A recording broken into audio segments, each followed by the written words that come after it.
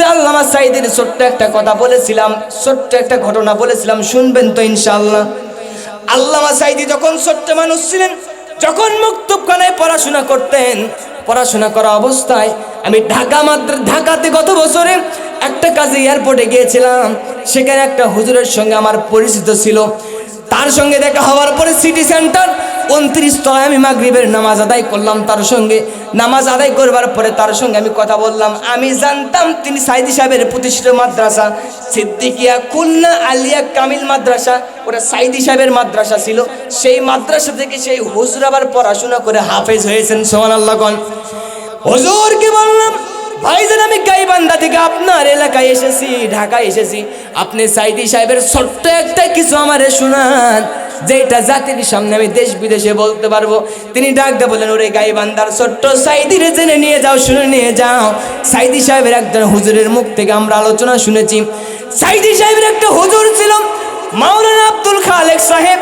তার সঙ্গে যখন সাঈদী সাহেব ছোট্টবেলায় মুক্তবখানায় পড়াশোনা করত, একদিন ফজর নামাজ পড়বার পরে সাঈদী সাহেবের বাবা আর সাঈদী সাহেবের মা হুজুরের কাছে হাজির হয়ে গেছে। আল্লাহু আকবার। কোন ডাক দিয়ে বলতেছে, হুজুর আমার, ওগো আমাদের ছোট্ট সাঈদীর হুজুর, আজকে ফজর নামাজের পূর্ব সময়ে ঘুমের ঘরে তাকায় দেখলাম, আমি সাঈদীর বাবা লক্ষ্য করে দেখতেছি আপনার এই ছোট্ট সাঈদী হাজার হাজার মানুষের সামনে আল্লাহর কোরআনের তাফসীর করতেছে। হুজুর ডাকতে বলেন, ওগো সাঈদীর মা, আপনি কি স্বপ্ন দেখেছেন জানায় দেন। সাঈদীর মা পর্দার আড়াল থেকে ডাক দিয়ে বলতেছে, হুজুর সাঈদীর বাবা যেই স্বপ্ন দেখেছে, আমি সাঈদীর মা একই স্বপ্ন দেখেছি। হুজুর ডাক দিয়ে বলছে, ওগো সাঈদীর বাবা, ওগো সাঈদীর মা, হৃদয়টুকু প্রশস্ত করে নিয়ে যান, হৃদয়টুকু বড় করে নিয়ে যান। আমিও লক্ষ্য করে দেখতেছি, দোয়া করে দিলাম, দোয়া করে দিলাম, আপনার এই ছোট্ট সাঈদী একদিন বিশাল বড় সন্তানে পরিণত হয়ে যাবে। বাংলার জমিনে শুধু নয়, গোটা পৃথিবীতে আল্লাহর কোরআনুল কারীমের তাফসীর করবে। আর এই তাফসীর করতে গিয়ে হাজারো লক্ষ কোটি মানুষের হৃদয় জয় করে ফেলবে। তার তাফসীরে তাই তো দেখা যেত, আল্লামা সাঈদী তাফসীর করা অবস্থায় তার হাতে অমুসলিমরা কালেমা পড়ে মুসলমান হয়ে যেত। কথা কোন ঠিক কিনা? মায়ামিনার কোলে একটি ছেলে জন্ম নিল আধার এলে বেলে। মায়ামিনার কোলে একটি ছেলে জন্ম নিল আধার এলে বেলে। উঠল বাঁকা চাঁদ, চাঁদ মামাটা চাইল ছেলের একটু আশীর্বাদ। গাইল গজল ভোমরা বলি, ধরল কোকিল সুর, সুরের তরে পাষাণ হৃদয় হলো যে ভাঙচুর। বইল বাতাস শান্ত হয়ে, লু হাওয়া যায় থেমে, অত্যাচারের বুকে মাগো যাই গো তারা ঘেমে। মেঘ কেটে ঠিকই বেলা বারে বারে, ছেলেটিও সেই ছেলেটি আমার নবী, সবার তিনি প্রিয়। নবীজি মক্কা থেকে যখন মদিনায় যখন চলে গেলেন, চলে যাবার পরে উম্মে কায়েস নামক মহিলা মক্কায় ছিল। এই উম্মে কায়েস নামক মহিলাকে একজন পুরুষ মানুষ ভালোবাসতো। কি করত? ভালোবাসতো, লাইক করতো, লাভ করতো। বারবার ডিস্টার্ব করতেছিল, বারবার পরামর্শ করতেছিল, প্রস্তাব দিচ্ছিল যে উম্মে কায়েস, আমি তোমার সঙ্গে বিবাহ বন্ধনে আবদ্ধ হতে চাই। কিন্তু কোন পুরুষ মহিলা ইমানদার যদি হয়, মুমিন মুমিনা হয়, কোন প্রস্তাবের কাছে মাথা নত করতে পারে? আরো জোরে কোন পারে? আপনার আমার সমাজে এরকম কিছু ট্যাবলেট মার্কা যুবক আছে না নাই? আরো জোরে কোন? বাড়ির মুরগি কইছে না, ওই দেশের মানুষ হচ্ছে না, ঠিক কি না? এক ফেসবুকের মাধ্যমে আছে না নাই? উম্মে কায়েস নামক মহিলা, নবীজি যখন মক্কা থেকে মদিনায় হিজরত করে চলে গেলেন, কাফের বেদিনদের নির্যাতনের কারণে যখন মক্কা থেকে মদিনায় পাড়ি জমালেন, উম্মে কায়েস নামক মহিলা মক্কায় ছিলেন। কিন্তু ওই যে পুরুষ মানুষ, যেই ব্যক্তি বারবার উম্মে কায়েস নামক মহিলাকে বারবার বলতেছিল, আমি তোমাকে লাভ করি, লাইক করি, তোমাকে কাছে পাইতে চাই, তোমার সঙ্গে মুআমালাত মুআশারাত মোজামাত অতি জিমা করতে চাই, তুমি কি রাজি আছো নাকি? কিন্তু উম্মে কায়েস নামক মহিলা বারবার বলতেছিল, নট এলাও। কি এলাও? হবে না, তোমার প্রস্তাবে আমি রাজি হইতে পারলাম না। কোন মুসলমান যুবকের কাছে যদি এই রকম কোন প্রস্তাব আসে, কোন মুসলমান যুবক এই প্রস্তাব সাপোর্ট করতে পারে? আরো জোরে কোন পারে? নবীজির হাদিস, রাসূলুল্লাহ বলছেন কিয়ামতের ময়দান যেদিন কায়েম হয়ে যাবে, সমস্ত ছায়াগুলো যখন বন্ধ হয়ে যাবে, আল্লাহ পাকের আরশের নিচে একটা কুদরতি ছায়া থাকবে। এই ছায়ার ভিতরে কেবলমাত্র 7টা শ্রেণীর মানুষরা জায়গা পাবে। তার ভিতরে অন্যতম এক প্রকার যুবক, যেই যুবক মানুষ কোন মহিলা তাকে আহ্বান করে, কোন মহিলা তাকে ডাকতেছে, সুন্দরী রূপবতী গুণবতী ধন সম্পদ ছিল মহিলা, কিন্তু ওই যুবক তখন ডাক দিয়ে বলে দেয়, ইন্নী আখাফুল্লাহ, আমি আল্লাহরে ভয় করি। এই কথা বলতে দেরি হয়ে যাবে, ওই মহিলার কুপ্রস্তাব থেকে যদি বেঁচে যায়, আল্লাহর ওই বান্দাকে আমার রব কিয়ামতের ময়দানে আরশের নিচে জায়গা দান করে দিবে। উম্মে কায়েস নামক মহিলা ডাক দিয়ে বলতেছে, তুমি আমাকে প্রেমের প্রস্তাব, ভালোবাসার প্রস্তাব দিয়েছো, তোমার প্রস্তাবে আমি রাজি হইতে পারলাম না, নট অ্যালাউ, তুমি চলে যাও। এইবার মহিলাটা কিছুদিন পরে অত্যাচার, জুলুম, নির্যাতনের মাধ্যমে অনেক দিন পরে মহিলা মক্কা থেকে মদিনায় যখন চলে গেলেন, মক্কা থেকে মদিনায় যাবার পরে ওই যুবক মানুষ যখন শুনতে পাইল মহিলাটা মক্কা থেকে মদিনায় চলে গেছে, এইবার ওই যুবক মক্কা থেকে মহিলাকে বিবাহ করবার জন্য মদিনায় গেছে। কোথায় গেছে? আরো জোরে কোন? আজকালকের যুবক দেখা যায় প্রেমের ফাঁদে পড়ে, প্রেমের পাল্লায় পড়ে ওই মহিলার পিছনে পড়বার কারণে বাবা মা পর্যন্ত ত্যাগ করে। আরো জোরে, মা শীতের রজনীতে একটা মোজা পায় না, কিন্তু প্রেমিকাকে নিয়ে স্বপ্নপুরীতে ঘুরতে যায়। কথা কোন? এইরকম আছে না নাই? ওই যুবক এইবার কোথায় গেছে? মক্কা থেকে মদিনায় চলে গেল। সাহাবীদের কাছে খবর চলে গেল, ইয়া রাসূলুল্লাহ, ইয়া হাবিবাল্লাহ, আমরা কাফিরদের নির্যাতনের মাধ্যমে মক্কা থেকে মদিনায় চলে এসেছি, আপনিও স্বয়ং হিজরত করেছেন। নবীজি কাফিরদের নির্যাতনের মাধ্যমে কেমনে মক্কা থেকে মদিনায় চলে গেলেন মুসলমান? কত হৃদয় বিদারক ঘটনা। নবীজির পুরা বাড়ি কাফির, বেদিনার, মুশরিক, মুনাফিকরা ঘেরাও করে ফেলেছে। পুরা বাড়ি তারা ঘেরাও করে ফেললো। মায়েরা আমার, বোনেরা আমার, হৃদয়ের কানটুকু লাগায় শুনে নিয়ে যান, কাফেররা নবীজিকে হত্যাই করবে, নবীজির কল্লা মোবারক কেটে নিয়ে চলে যাবে। আল্লাহর পক্ষ থেকে অর্ডার আসলো, নবীজি আপনার আর মক্কায় থাকা যাবে না, ঘরের বাড়িতে থাকা যাবে না, পরিবেশ আপনার অনুকূলে নাই, পরিবেশ আপনার প্রতিকূলে চলে গেছে। এই মুহূর্তে আজকে রাতের ভিতরে আপনার মক্কা থেকে মদিনার পাড়ি জমানো লাগবে। কতক্ষণ ঠিক কিনা? নবীজি তার জামাতা হযরত আলী রাদিয়াল্লাহু তাআলা আনহুকে নবীজির গায়ের চাদরটুকু দিয়া বিছানার উপরে শুইয়ে দিলেন। আলী রাদিয়াল্লাহু তাআলা আনহু যখন বিছানায় শুয়ে থাকলেন, আলী রাদিয়াল্লাহু তাআলা আনহুর কাছ থেকে নবীজি যখন বিদায় নিয়ে চলে যাবে, হযরত আলীর চোখ থেকে ঝরঝর করে পানিগুলো পড়তেছে। নবীজি ডাক দিয়ে বলতেছে, আলী রে, কাঁদো কেন? কারণ কি? তুমি কি ভয় পেয়ে গেছো যে আমি নবীজির বিনিময়ে তোমাকে হত্যা করবে, তুমি দুনিয়া থেকে বিদায় হয়ে চলে যাবা? আলী রাদিয়াল্লাহু আনহু বলছেন, ইয়া রাসূলুল্লাহ, আমার পিতামাতা, আমার দেহ, আমার সম্পদ আপনার জন্য কুরবান করে দিলাম, মরণের ভয়ে আমি কোনোদিন কাঁদতেছি এমনটি নয়। আমি আলী রাদিয়াল্লাহু তাআলা আনহু কাঁদতেছি আমার জীবনের বিনিময়ে হলেও আপনি আখিরি জামানার পয়গম্বর, এই পৃথিবীতে জীবিত আর টিকে থাকবেন। পড়েন সুবহানাল্লাহ। নবীজি মক্কা থেকে মদিনায় চলে যাবেন, কাফির, বেদিন, মুশরিকদের ভিতর থেকে নবীজি পার হয়ে চলে গেলেন। আবু বকরকে অনেক আগে ডাক দিয়ে বলেছিলেন, আবু বকর, কোনোদিন যদি আমি হিজরত করে যদি মক্কা থেকে মদিনায় চলে যাই, তোমারে আমি ডাক দেব, তোমারে আমি সাথী বানায় নেব। হযরতে আবু বকরকে এই কথা যিনি অনেকদিন আগে বলেছিলেন, নবীজি আবু বকর ছোট্টবেলার বাল্যকালের বন্ধু, তারে যখন এই কথাটুকু বলেছিলেন, হযরতে আবু বকর কেমন কলিজার বন্ধু দেখেন, তিনি তার হৃদয়ের ভিতরে কথাটুকু গেঁথে নিয়েছিলেন, কোন দিন যেন আমার নবীজি, আমার হাবিব যেন আমারে ডাক দেয়।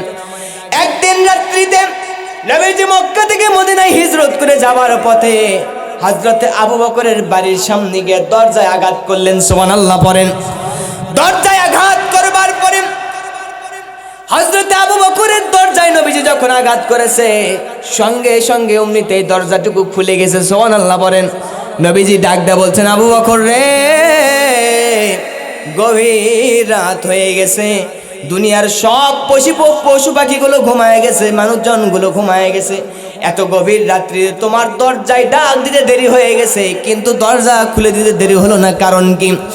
নবীদের সাহাবী বাল্যকালের বন্ধু হযরত আবু বকর ডাকতে বলতেছে, ইয়া রাসূলুল্লাহ, অনেক দিন আগে আপনি বলেছিলেন আপনি নাকি আমার হিজরতের সাথী বানাবেন। সেই দিনের পর থেকে আমি আবু বকর একটা দিন রাতের জন্য বিছানার সঙ্গে পিঠ লাগায়া দাঁড়ায়া দাঁড়ায়া ঘুমাইনি। নবীজি ডাকতে বলতে, আবু বকর কারণ কি? আবু বকর ডাকতে বলতেছে, ইয়া রাসূলুল্লাহ, আপনি আমার দরজায় এসে আবু বকর বলে ডাক দিবেন, আর কাফের বেদিন মুশরিক আর মুনাফিকরা আপনাকে ধরে নিয়ে চলে যাবে, লাঞ্ছিত করবে, অপমানিত করবে। ইয়া রাসূলুল্লাহ, আমি এটা কোনোদিন চাইনি, যার জন্য আমি আবু বকর পিঠের সঙ্গে বিছানা লাগাইনি, দরজার সঙ্গে দাঁড়ায়া দাঁড়ায়া আমি চুপ করে দাঁড়ায়া থাকি। পড়েন সুবহানাল্লাহ। মহিলা যখন উম্মে কাইস নামক মহিলা মক্কা থেকে মদিনায় যখন চলে গিয়েছেন, যাবার পরে এবার সাহাবীরা নবীজির কাছে খবর দিল, ইয়া রাসূলুল্লাহ, ওই উম্মে কাইস নামক মহিলাকে বিবাহ করবার জন্য ওই যুবক এবার মক্কা থেকে মদিনায় এসেছে, আমাদের সঙ্গে হিজরত করে নাই, কোরআন সুন্নাহর জন্য কাফিরদের নির্যাতনের কারণে হিজরত করে নাই। ইয়া রাসূলুল্লাহ, আপনি জবাব দেন, ওই মানুষদের হিজরত করা কি আল্লাহ এবং তার রাসূলের উদ্দেশ্যে হবে? আপনারা জবাব দেন, হবে? নবীজি বলছেন, সাহাবীরা টেনশন নিও না, ব্যথিত হয়ে যেও না, দুঃখ তোমরা পেও না। আমি আল্লাহর নবীজি ডাকতে জানায় দিলাম, ওই ব্যক্তি যেহেতু মহিলাকে বিবাহ করবার জন্য গমন করেছে, হিজরত করেছে, তার হিজরত মহিলাকে বিবাহ করবার জন্যই হবে, আল্লাহ এবং আল্লাহ রাসূলের উদ্দেশ্যে কোনোদিন হিজরত হয়নি। এইবার আপনারা যারা হুজুর দেখতে এসেছিলেন, এইবার তারা নিয়ত পরিবর্তন করেন। আমরা কি শুনতে এসেছি? আরো জোরে বলেন, আরো জোরে।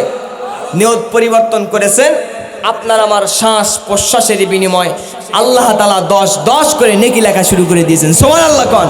যতক্ষণ পর্যন্ত থাকবেন ফেরেশতাদের বহর চতুর্দিকে আমাদেরকে ঘিরে রেখেছে। মাহফিল শেষ করে আমরা যখন বাসায় চলে যাব, আল্লাহর নবীজির হাদিস, নবীজির কওল, নবীজি বলছেন, সঙ্গে সঙ্গে আল্লাহ তাআলা ফেরেশতাদেরকে ডাক দেয়, বলে, ফেরেশতারা, আমাকে দেখে নাই, জান্নাত দেখে নাই, জাহান্নাম দেখে নাই, তাকায় দেখো, আমি রবকে না দেখার পরেও বিশ্বাস স্থাপন করেছে, জাহান্নাম থেকে বাঁচতে চায়, জান্নাতে যেতে চায়। আমি তোমাদেরকে সাক্ষী রেখে ডাক দিয়ে জানাই দিলাম, এই বান্দীদের জীবনের সব গুনাহ আমি রব মাফ করে দিলাম। আরো জোরে সুবহানাল্লাহ বলে। মুসলমান ভাইরা, আলোচনা চলবে, আরো জোরে কোন চলবে? বলুন তো, এই পৃথিবীতে আল্লাহ তাআলা যে আমাদেরকে প্রেরণ করেছেন, তার একটা উদ্দেশ্য আছে না নাই? আরো জোরে বলেন। একটা মাঠ তৈরি করে নিয়ে আমি আলোচনার দিকে যাব আরো জোরে আল্লাহ তাআলা আমাদেরকে কেন তৈরি করেছেন, উদ্দেশ্য আছে না নাই? আরো জোরে বলেন। এই যে মাইকের কথাবার্তা বলতেছি, মাইক ম্যানের উদ্দেশ্য আছে না নাই? যাতে সাউন্ড একটু জোরে শোনা যায়, দূরের লোকজন যাতে শুনতে পায়, ঠিক কিনা? এটাই তো উদ্দেশ্য। এই যে গ্লাস কোম্পানির উদ্দেশ্য মানুষ পানি ঢেলে খেতে পারবে, টেবিলের উদ্দেশ্য মানুষরা বসতে পারবে, খানাপিনা গ্রহণ করতে পারবে, ঠিক কিনা? চেয়ারের উদ্দেশ্য মানুষরা বসতে পারবে। মাহফিল কমিটির মাহফিল দেওয়ার একটা উদ্দেশ্য আছে না নাই? এলাকার লোকজন কোরআন সুন্নাহ থেকে আলোচনা শুনবে, লোকজন দিনের কথাবার্তা শুনবে, ঠিক কিনা? আমলি হবে, আখিরাতের কিছু পুঁজি অর্জন করবে, মাঝখান থেকে কিছু টাকা পাবে, কথা কয় না? মসজিদের উন্নতি হবে। আমিও যে দূর থেকে আসছি, আমারও কিছু উদ্দেশ্য আছে না নাই? না আমি টাকা নিয়ে আসছি, আমারে তো কিছু পাঠাইছে কি পাঠাইনি? আরো জোরে কর। তো প্রত্যেকটা মানুষের ভালো মন্দ কিছু উদ্দেশ্য আছে না নাই? ফাউন্ডারদের প্রত্যেকটা মানুষের একটা করে উদ্দেশ্য আছে। আল্লাহ তাআলা মানুষ কেন তৈরি করলো, এটার উদ্দেশ্য আছে না নাই? আরো জোরে বলেন। আল্লাহ রাব্বুল আলামিন বলেন, ওয়ামা খালাকাতুল জিন্না ওয়াল ইনসা ইল্লা লিয়াবুদুন। আল্লাহ রাব্বুল আলামিন বলেন, ওয়ামা খালাকতুল জিন্না ওয়াল ইনস, আমি মানব জাতিও তৈরি করিনি, জিন জাতিও তৈরি করিনি, ইল্লা, তবে তোমরা জেনে নিয়ে যাও, তোমরা শুনে নিয়ে যাও, আল্লাহ হরফে ইস্তিসনা ব্যবহার করে ডাক দিয়ে জানায় দিয়েছেন, ইল্লা লিয়াবুদুন, কেবলমাত্র এই বান্দা বান্দি জিন জাতি আর মানব জাতি কার ইবাদত করবে? আরো জোরে বলেন। মুসলমান জবান থাকলে জোরে জবাব দেন, কার ইবাদত করবে? কেবলমাত্র রবের ইবাদত করবে। আপনারা এবার প্রশ্নের উত্তর দেন, আমার দেশে পুরাপুরি রবের ইবাদত হয়? আরো জোরে কোন হয়? কিছু কিছু জায়গায় রবের ইবাদত আছে, কিন্তু বাকি অনেকগুলো জায়গায় আমার রবের ইবাদত হয় না। আরো জোরে কোন ঠিক কিনা? যদি আমার দেশে পুরাপুরি রবের ইবাদত হতো, আল্লাহর কসম করে বলছি, আমার বাংলার জমিনের শ্রেষ্ঠ মুফাসসির, যারে সব দল মতের মানুষরা ভালোবাসতো, মোহাব্বত করত, আল্লামা সাঈদীরে কোনোদিন ইনজেকশন পুশ করে বিদায় করতে পারতো না। ঠিক কিনা? তবে আমরা জেনে রেখে দেই, আল্লামা হুজুরকে, কোরআনের পাখিকে 14 আগস্ট হত্যা করেছিল। আল্লাহ তাআলা এমন খেলা পরিষ্কার করে দিয়েছে, ক্ষমতার মস্তকে ফুললি 1 বছর টিকে থাকতে পারেনি। ঠিক কিনা? হুজুর বলেছিলেন আগুন নিয়ে খেলা করবা না। কি নিয়ে? আরো জোরে কোন?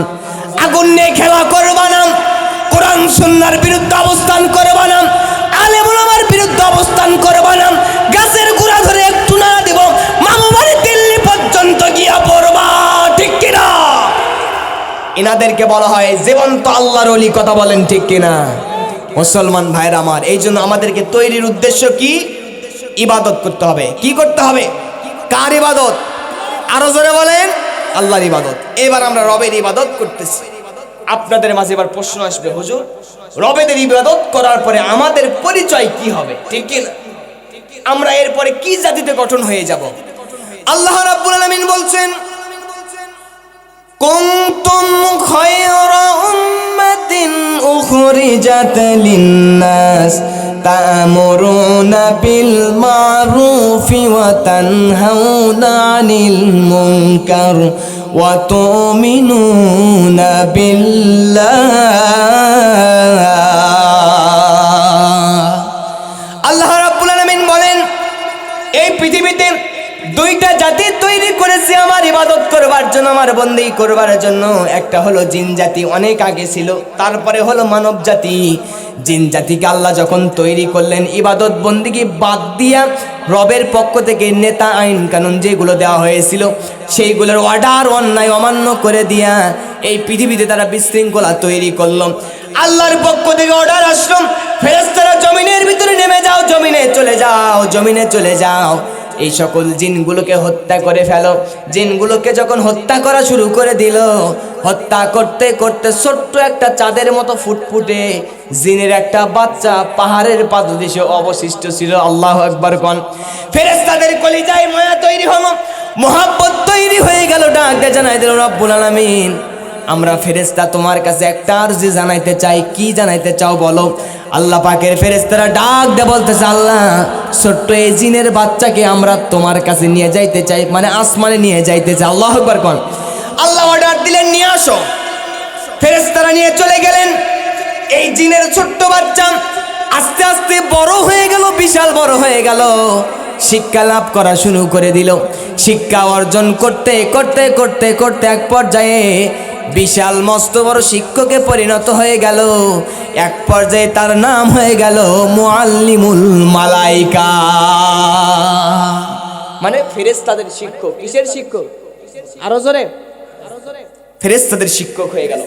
এবার আল্লাহ রাব্বুল আলামিন মানব জাতি আর জিন জাতির মাঝে আদম আলাইহিস সালামকে যখন তৈরি করলেন, তার অবকাঠামো যখন সৃষ্টি করলেন, সমস্ত ফেরেশতাদেরকে লক্ষ্য করে ডাক দিয়ে জানায় দিলেন, উসজুদু লি আদম ফাসাজাদু ইল্লা ইবলিস। আল্লাহ ডাক দিয়ে জানায় দিলেন ফাসাজাদু, সমস্ত ফেরেশতারা আল্লাহর অর্ডার পালন করলো। আল্লাহ তাআলার ওই বাণী পালন করবার পরে আদম রে সেজদা দিল। ফাসাজাদু ইল্লা ইবলিস, কেবলমাত্র ইবলিস শয়তান সেজদা দিল না। কে দিল না? আরো জোরে।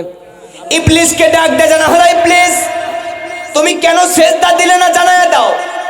ইবলিস তখন ডাক দিয়ে বলতেছে, রব্বুল আলামিন আমার তো তৈরি করেছে তুমি আগুন দিয়া, আনা খায়রুম মিনহু, আমি তো তার চাইতে উত্তম জিনিস, কারণ তারে বানাইছো আমার সামনে, চোখের সামনে তৈরি করেছো মাটি দিয়া, আর আমি ছোট্ট এই জিনের বাচ্চা আমারে তৈরি করেছে আগুন দিয়া। মাটির ছোট্ট একটা ইটে যদি আপনি উপর দিকে ছাড়েন, ওই ইট কিন্তু নিচের দিকে আসবে। কথা কন? কিন্তু আগুন যদি কোথাও জ্বালান, আগুনের অগ্নিশিখা উপর দিকে যায় না, নিচের দিকে আসে। আরো জোরে বলেন। শয়তান এবার অহংকার প্রদর্শন করতেছে, তার দলিল দিচ্ছে, আল্লাহ আমারে বানাইছো আগুন দিয়ে, আমি উপর দিকে যাব, আর আদম রে বানাইছো মাটি দিয়া, আমি তো কোনোদিন নিচের দিকে যাইতে পারি না। আদম নিচের দিকে আসবে, আমি উপর দিকে যাব। কোন দিকে? ইবলিস অহংকার করলো, আল্লাহর সামনে অহংকার প্রদর্শন করলো, নিজের গৌরব করবার জন্য দলিল পেশ করলো, ঠিক কিনা? এইবার এই দলিল পেশ করবার কারণে আল্লাহ পাক তারে যখন বিতাড়িত করে দিল, জান্নাত থেকে যখন নামায়া দিল, ইবলিস এবার চিন্তা করলো, আল্লাহ আমি যে আদম সন্তানের কারণে, হযরতে আদমের কারণে জান্নাত থেকে বিতাড়িত হলাম, যুগে যুগে এই পৃথিবীতে আল্লাহ পাক তুমি আমারে এমন হায়াত দিয়া দাও, পৃথিবীর সবচাইতে ভালো ভালো রাস্তার মোড়ে মোড়ে আমি কিন্তু বসে থাকবো। কি করব? আরো জোরে। আমি বসে থাকবো, তোমার আদম সন্তানগুলোকে আমি জাহান্নামের দিকে নিয়ে যাব, আমারে তুমি সে আয়ু দাও। এবার আপনারা যারা কোরআন শুনতে এসেছেন, মুনাজাতের আগে যারা ময়দান ত্যাগ করে চলে যাবে, এই ভালো জায়গা ত্যাগ করে যারা বাড়ি থেকে নাক ডেকে কম্বলের নিচে ঘুমাবে, আমার বিশ্বাস আপনারা জবাব দেন, তারা আর শয়তান কিন্তু ভাইরা ভাই। আরো জোরে। এইবার এই মাহফিলে আসা যাবে, কিন্তু অনুমতি ছাড়া যাওয়া যাবে। আরো জোরে কোন যাওয়া যাবে? আপনারা কারা কারা একমত? কিছু কিছু হাত তোলেন না, হুজুর কিছুক্ষণ পর চলে যাবো। হাত তোলেন, হাত তোলেন, হাত তোলেন। তাকবীর দেন, লিল্লাহে তাকবীর। আরো জোরে লিল্লাহে তাকবীর।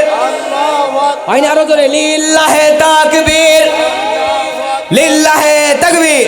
ভাইজান টেনশনের কারণ নেই। আপনারা মনে করেছেন যে আমরা তো আহলে হাদিসের মানুষ, ঠিক কি না? আমি হানাফির বক্তা, এটা আমার পরিচয়, ঠিক না ভাই? ঠিক। কিন্তু আমি এমন কথা কাজকর্ম করে যাব না যাতে আপনাদের ভিতরে গন্ডগোল বাজে, ঠিক কি না?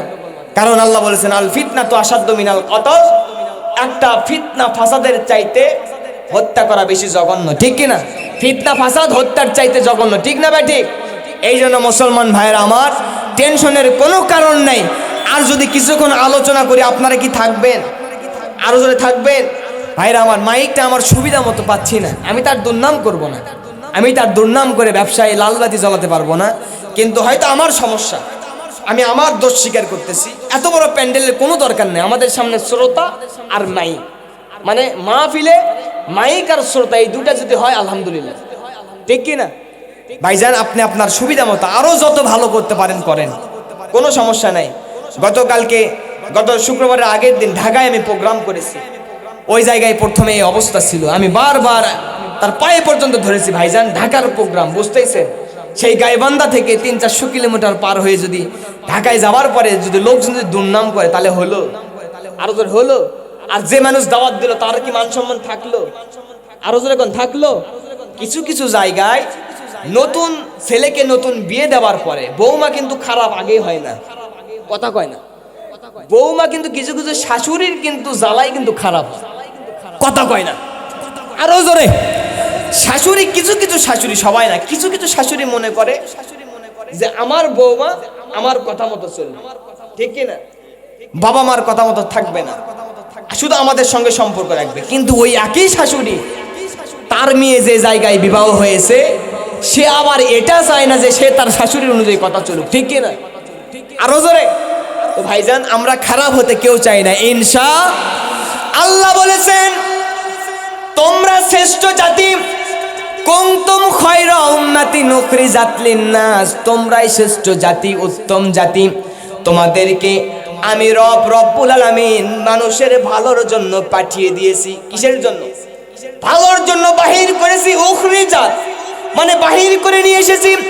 এই পৃথিবীতে যতগুলো মানুষ রয়েছে তাদের ভিতরে যারা ভালো কাজ করবে, আল্লাহ তাআলা বলে সমস্ত মানুষের ভিতর থেকে তোমাদেরকে বাছাই করে নিয়ে এসেছি যে তোমরা মানুষের ভালো চাইবে। কি চাইবে? আরো জোরে কথা বলেন, ভালো চাইবে। আমরা কি সত্যি মানুষের ভালো চাই? আরো জোরে বলেন, ভালো চাই। কেমনে চাই না একটা উদাহরণ দেই, শুনবেন ইনশাআল্লাহ। একজন ব্যক্তি খুব পীর সাহেব ভক্ত ছিল। কি ভক্ত? কথা কন, আরো জোরে। পীর সাহেব ভক্ত ছিল। পীর সাহেবকে গিয়ে বলছে, হুজুর আমি আপনার মুরিদ, আপনি আমারে এমন একটা দোয়া তাবিজ কবজ শিখাইয়া দেন যেই দোয়া করলে আল্লাহ তাআলা আমার সম্পত্তি আরো বাড়াই দিবে। কি দিবে?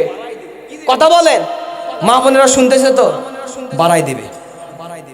পীর সাহেব হুজুর একটা দোয়া তাবিজ কবজ লিখে দিয়েছে, যাও বাড়িতে গিয়ে একা একা গভীর রজনীতে যখন সমস্ত মানুষরা ঘুমায়া যাবে, এই ছোট্ট দোয়াটুকু পড়বা, তাবিজ কবজ হাতে নিবা, এই দোয়াটুকু পড়ে রবের কাছে দোয়া করতে দেরি হয়ে যাবে, তোমার দোয়া কবুল হইতে দেরি হবে, কিন্তু শর্ত আছে একটা। কয়টা? এক নখ উঠেন, এক নখ উঠেন, সবাই বের করেন, আরো জোরে। কেউ বের করেন, ঠান্ডা কি খুব বেশি? এই নখ দ্বারা আমরা কি বুঝাই? শাহাদাত বলি, আল্লাহকে বুঝাই, ঠিক কিনা? আমাদের রব কয়জন? আমাদের কিতাব কয়জন? আমাদের নবী কয়জন?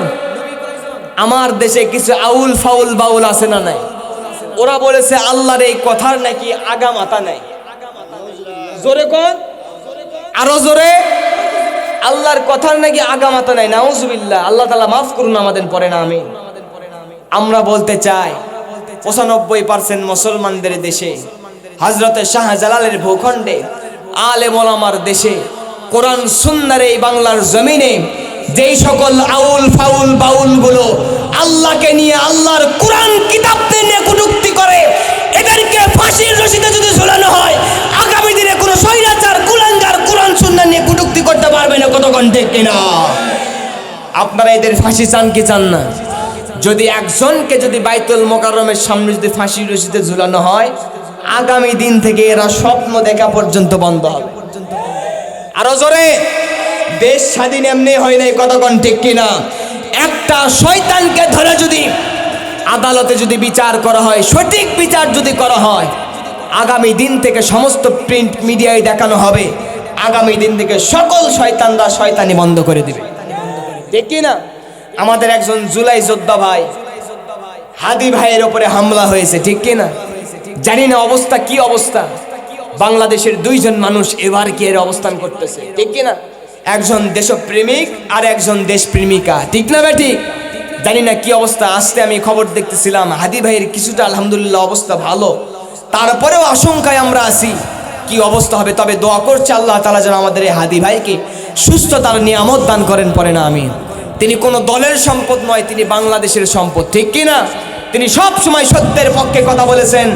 আর একটি কথা আমরা দিনাজপুরের এই বিরলের জমিন থেকে বলতে চাই, যে বাজার আমার হাদি ভাইকে অন্যায়ভাবে গুলি করেছে, যে বাজার আমার হাদি ভাইয়ের ক্ষতি করার চেষ্টা করতেছে, এই শয়তানগুলোকে অনতি বিলম্বে গ্রেফতার করুন, আদালতের মাধ্যমে, বিচারের মাধ্যমে শাস্তির ব্যবস্থা করুন। বাংলার জমিন আর কোনো স্বৈরাচার খুঁজে পাওয়া যাবে না। কতক্ষণ ঠিক কিনা? আপনারা বিচার চান কি চান না? কারা কারা বিচার চান? তো হাত তুলে মালিকরে দেখান।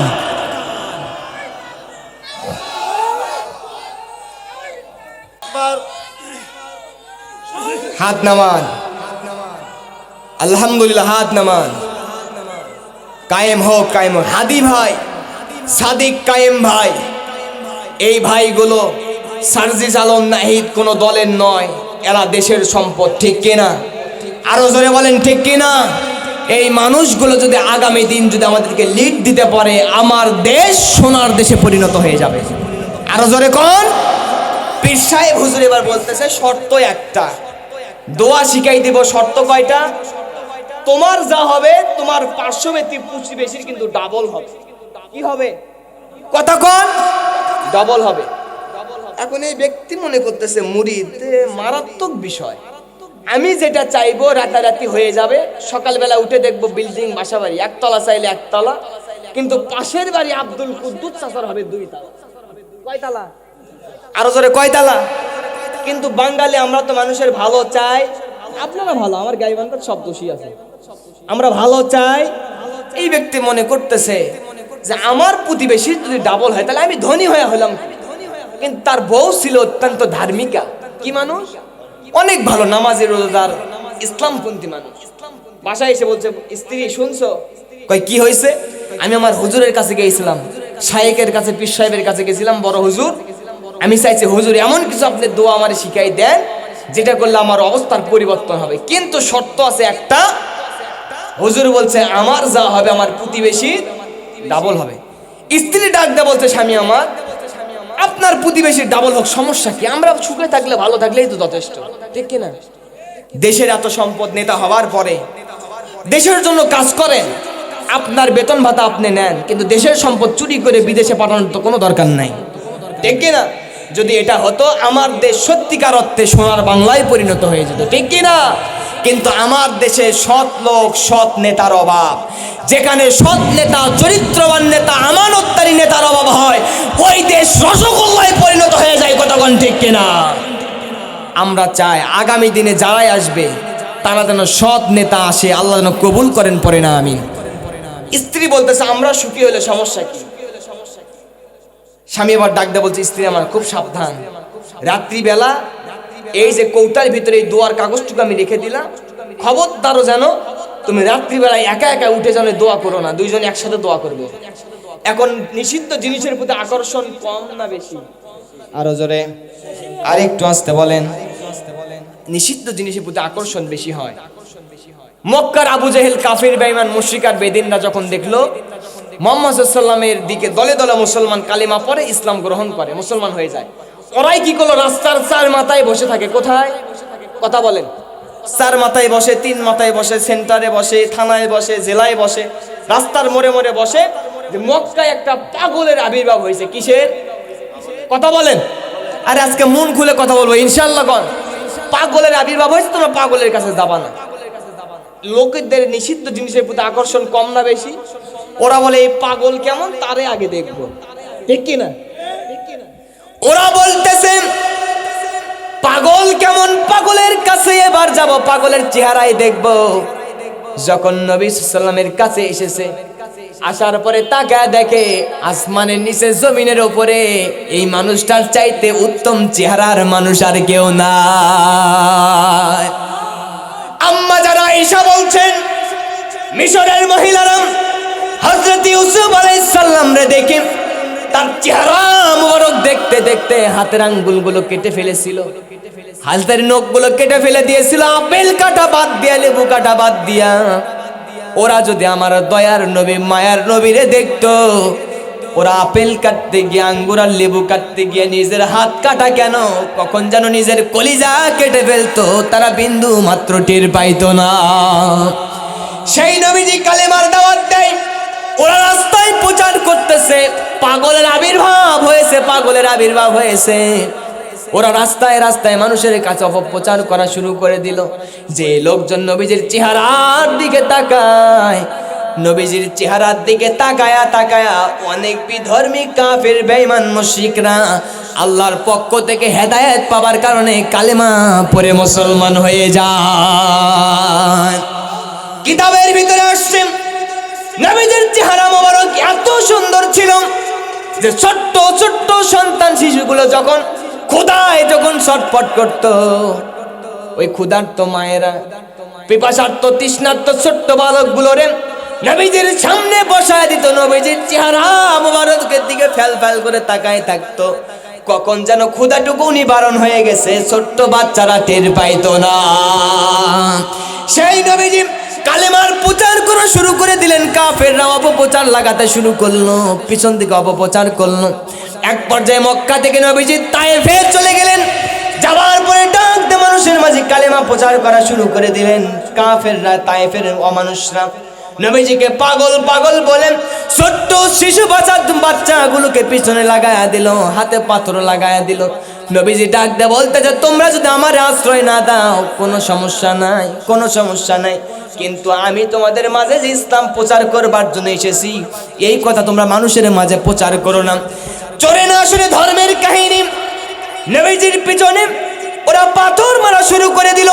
পাথর মারতে মারতে মারতে মারতে নবীজিকে ওরা জমিনে ফেলায় দেয়। নবীজির শরীরের রক্ত মোবারক ঝরে টপ টপ করে জমিনে পড়তে চায়। নবীজি নিজের শরীরের রক্তগুলো জমিনে ফেলে না দিয়া নিজের শরীরের সঙ্গে আবার মুছে দেয়।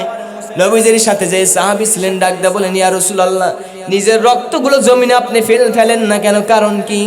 নবীজি ডাক দিয়ে বলছেন, সাহাবীরা শুনে রেখে দাও, আমি নবীজি এটা ওরা বুঝতে পারে নাই, চিনতে পারে নাই, কিন্তু এই মাটি আসমান জমিন সবাই আমার নবীজিকে চেনে কি চেনে না? আরো জোরে কোন, চেনে কি চেনে না? সবাই চেনে। আজকে যদি আমার এই রক্তগুলো অভিশাপ আমি দেব না, কিন্তু রক্তগুলো যদি জমিনে পড়ে যায়, আমি নবীজি আমার মন থেকে যদি অভিশাপ না হয়, এই রক্ত পড়বার কারণে এই মাটি একদিন অভিশপ্ত হয়ে যাবে, অপবিত্র হয়ে যাবে। এই মাটিতে আর কোনো দিনের জন্য সুন্দর ফসল জন্মাবে না। কথা কোন ঠিক কিনা? আল্লাহর নবী জনাবে মুহাম্মদুর রাসূলুল্লাহ সাল্লাল্লাহু আলাইহি সাল্লামের কাছে জিবরাইল আলাইহিস সালাম হাজির হয়ে গেছে। ইয়া রাসূলুল্লাহ, আপনি এবার বলে দেন, শুধু হুকুম দেন, এই তায়েববাসীরে উল্টায় আমি মেরে পিষ্ট করে শেষ করে দিয়া যাব। আল্লাহর নবীজি ডাক দিয়ে বলছে, ভাই জিবরাইল, শুনে রেখে দাও, জেনে রেখে দাও, ওরা বোঝে নাই, না বুঝে আমাকে হত্যা করতে চায়, পাথর মারতে চায়, দুনিয়া থেকে বিদায় করে চায়। ওরা যদি বিদায় হয়ে যায়, আমি নবীজি কার কাছে কালেমার দাওয়াত দিব? কথা কোন ঠিক কিনা? এইবার মুসলমান ভাইরা আমার, কোথায় পীর সাহেব কি দোয়া দিয়েছে? আরো জোরে কোন, পীর সাহেব কি দোয়া দিয়েছে? বলেছে তুমি বড় লোক হবা, কিন্তু তোমার যা হবে প্রতিবেশীর কি হবে? ডবল হবে। নিষিদ্ধ জিনিসের প্রতি আকর্ষণ বেশি হয়। গভীর রজনীতে ধার্মিক মহিলা, ধার্মিক স্ত্রী তাহাজ্জুদের জন্য ওযু বানায়া যায় নামাজ পড়ে দিয়া, এইবার ওই সুন্দর দোয়াটু তাবিজ কবজ ভুনিয়া দোয়াটুকু পরে আল্লাহর কাছে দোয়া করতেছে, আল্লাহ আমাদের টিনের বাড়িকে তুমি একতলা বিল্ডিং বানায়া দাও। কি বানায় দাও? একতলা বিল্ডিং বানাও। বাড়ির সামনে একটা কার দাও, বাড়ির সামনে সুন্দর একটা পুকুর দাও, গাছ গাছালির একটা বাগান দাও। আল্লাহু আকবার বলবেন না? সকালে উঠে ফজর নামাজ পড়বার পরে এখন তাকায় দেখে চোখ খালি গোছটায়, কি করে? চোখ ডলা দেয়, আর দেখে বাড়ির সামনে ছিলাম টিনের ঘরে হয়ে গেছে বিল্ডিং ঘর। কি হয়েছে? কিন্তু আব্দুল করিম সাফার বাড়ির দিকে তাকায় দেখে 2 তলা। স্ত্রীকে ডাক দেওয়া হচ্ছে, এই নাইমের মা। কার মা? নাইম কেউ আছেন নাকি আবার এখানে? যাকে বলছে, এই নাইমের মা। নাইমের মা বুঝতে পারছে কি পারে না? আজরাইল এবার ধরছে, ঠিক কি না? কি হয়েছে বলো? স্ত্রী এবার ডাক দেয়া বলছে, স্ত্রীকে ডাক দেয়া বলতেছে, তুমি কি করছো আজকে রাতে? কি করছি? দোয়া করছি। কি করছে? আরো জোরে কোন। দোয়া করছে। আমি তোমাকে নিষেধ করছিলাম। আমরা সুখে থাকলে সমস্যা কোথায়? অন্যের নয় 10 তলা হোক, কিন্তু আমরা তো সুখে আছি, ঠিক কি না? কিছু মানুষ আছে অন্যের ভালো সহ্য করতে পারে না। কথা কোন? অন্যের ভালো সহ্য করতে পারে না। এইবার স্বামী ডাক দেয়া বলতেছে, এ তো গ্রামের একটা কাট্টা মাতব্বর। কি বল? এনা লিড দিতে চায়, লিডারশিপ করতে চায়। কি করতে চায়? কিন্তু ভালো মানুষটা তেমন ভালো না। মানুষটা এতদিন ভালোই ছিল, কিন্তু মনের ভিতরে তার এত হিংসা, এটা কেউ জানতো? কথা বলে না, এটা কেউ জানতো? এইবার এই ব্যক্তি পীর সাহেবের মুরিদ ডাক দিয়ে বলতেছে, স্ত্রী আমার, তুমি বিশাল সর্বনাশ করছো, খেলে আজকে রাত হোক, দাঁড়াও, কি করি? এবার যে রাত হয়ে গেছে, গভীর রজনীতে স্ত্রীকে না বলে উঠেছে, ওযু বানাইছে, যাই নামাজ পড়েছে, ডাক দেয়া বলতেছে, আল্লাহ যেহেতু আমার ডবল হবে প্রতিবেশীর, আমি এই জন্য ডাক দেয়া বলতেছি, তুমি আমার দোয়া কবুল করে নাও, আমার একটা চোখ তুমি কানা বানায়া দাও। কি বানায় দাও? আরো জোরে। তাহলে আমার যদি একটা চোখ কানা হয়, প্রতিবেশী আব্দুল করিম চাচার কয় চোখ কানা? আরো জোরে। জোর হলো না? দোয়া কবুল হয়ে গেছে, চোখ কানা। সকালে উঠে দেখে প্রতিবেশীদের 2 চোখ কানা, ঠিক কিনা? ডাক দিয়ে বলতেছে, স্ত্রী আমার, দোয়া করতে নিষেধ করেছিলাম, আজকে এই এলাকার সব সম্পত্তি আমার, আমি হলাম সমাজের এক চোখা মাতব্বর, ঠিক কিনা? এই জন্য ভালো কামনা করতে হবে। পারবেন তো ইনশাআল্লাহ? নিজের জন্য যেটা ভালো কামনা করবেন, উপস্থিত অনুপস্থিত অন্যের ভাইয়ের জন্য সেই ভালো কামনা, আরো জোরে ভালো কামনা। মুসলমান ভাইয়ের আমার, আলোচনার দিকে চলে যান। আল্লাহ তাআলা বলছেন, কুনতুম খায়রা উম্মাতিন উখরিজাত লিন-নাস, তোমরা যদি শ্রেষ্ঠ জাতি হতে চাও, শ্রেষ্ঠ দলের মানুষ যদি হতে চাও, তোমাদের কোয়ালিটি থাকতে হবে 3টা। 1 নম্বরে আল্লাহ তাআলা বলছেন, তা'মুরুনা বিল মারুফি ওয়া তানহাউনা আনিল মুনকার ওয়া তু'মিনুনা বিল্লাহ।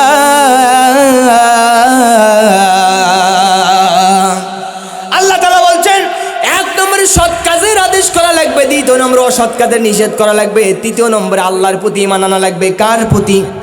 আর ওজনে এ ভাই উঠে কারা মুরব্বি আবার আসবেন? আসবে না? লিল্লাহে তাকবীর। তাহলে তিনটা কাজ করলে উত্তম জাতি হওয়া যাবে। কয়টা? এক নম্বরে সৎ কাজ, সৎ কাজের আদেশ, দ্বিতীয় নম্বরে অসৎ কাজের নিষেধ, তৃতীয় নম্বরে আল্লাহর প্রতি ঈমান। কার প্রতি ঈমান? সম্মানিত উপস্থিত, চলুন আমি কোন সূরা তেলাওয়াত করেছিলাম বলেন তো? আরো জোরে, আরেকটু জোরে বলেন। সূরা ফাতিহা। কোরআন শরীফের কত নম্বর সূরা? আরো জোরে বলেন। আমি 7টা আয়াতের ভিতর থেকে এতগুলো আলোচনা আমি করতে চাচ্ছি না, আমার পক্ষেও কষ্ট হয়ে যাবে। আমি যে জায়গায় দাওয়াত নেই, আমি ছোট মানুষ হিসেবে আগেই তাদের বলি যে আমি 1 ঘন্টা আলোচনা করবো। কয় ঘন্টা? তবে যেটা উপরে তার পারা যায় সেটা আল্লাহর রহমত। কার রহমত? সবই আল্লাহর রহমত, ঠিক কিনা? তো আলহামদুলিল্লাহ সময় 1 ঘন্টার কাছাকাছি হয়ে গেছে। 1 ঘন্টা আর 1 ঘন্টা যদি আমরা থাকতে যাই, পারবেন তো ইনশাল্লাহ? আমি এই 7টা আয়াতের ভিতরে, অন্য কোথাও যদি আবার দেখা হয় কথা হবে ইনশাল্লাহ, কিন্তু এই 7টা আয়াতের ভিতর থেকে এতগুলো দিকে আমি যেতে চাচ্ছি না। আমি একটা আয়াত চয়েস করতে চাচ্ছি যে যেই কথাটুকু বলবো, আলোচনাটুকু করব কোরআন সুন্নাহ সহিহ হাদিসের ভিতর থেকে, আল্লাহর দু একটা আয়াতের ভিতর থেকে যেন বুঝাইয়া দিতে পারি আজকের আলোচনার সাবজেক্ট ছিল কি, ঠিক কিনা? সারা জীবন সারাদিন ইউসুফ জুলেখার কাহিনী শুনলেন, যাবার পরে বলেন চাচা আজকে যে ইউসুফ জুলেখার কথাগুলো শুনলেন, আলোচনা শুনলেন, বলেন তো জুলেখা ব্যক্তিটা পুরুষ না মহিলা? বা এটা কি, এটা তো বুঝলাম না। তাহলে হলো আর যখন হলো এই 7টা আয়াতের ভিতর থেকে আমি 4 নম্বর আয়াতকে আমি নিতে চাচ্ছি। 5 নম্বর আয়াতকে আমি নিতে চাচ্ছি, সেটা হচ্ছে ইহদিনাস সিরাতাল, আরো জোরে ইহদিনাস সিরাতাল।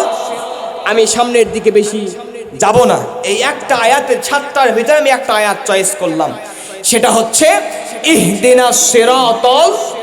আরো জোরে ইহদিনাস সিরাতাল। আরেকবার কষ্ট দিব, 2 হাত তুলবেন, একটা তাকবীর দিয়ে আমরা আলোচনার দিকে যাব। 2 হাত তোলেন, এটা শেষ তাকবীর দিয়ে আমরা আলোচনার দিকে যাব। লিল্লাহে তাকবীর, জোরে সাউন্ড দেন। লিল্লাহে তাকবীর, লিল্লাহে তাকবীর। হাত নামান, হাত নামান। মা বোনেরা অনেক আছেন নাকি? আপনারা যে কয়জন আছেন বাবা, সেই কয়জন থাকবেন তো ইনশাল্লাহ? আরো জোরে থাকবেন তো ইনশাল্লাহ? আমার জুমা মসজিদে আপনাদের এই যে কয়জন আছেন, এর চাইতেও লোক 3 ডাবল বেশি হয়। আলহামদুলিল্লাহ কোন? আরো জোরে কোন আলহামদুলিল্লাহ? মুসলমান ভাইরা আমার, চলুন আমরা সূরা ফাতিহার ইহদিনাস সিরাতাল মুস্তাকিমের উপরে কিছু আলোচনা শুনবো ইনশাআল্লাহ। আল্লাহর কাছে আমরা সূরা ফাতিহা তেলাওয়াত করি কোথায় বলেন তো? কোন জায়গায়? আরো জোরে কোন জায়গায়? কোরআন শরীফের ভিতরে সর্বপ্রথম যেই কথাগুলো আল্লাহ পাক নাজিল করেছেন সেই সূরাটির নাম কি বলতে পারবেন?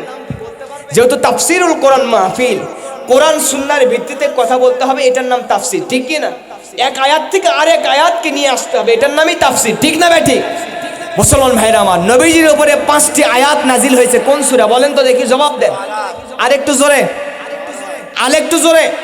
5টি আয়াত নাজিল হয়েছে, সেই সূরাটির নাম হচ্ছে সূরাতুল আলাক।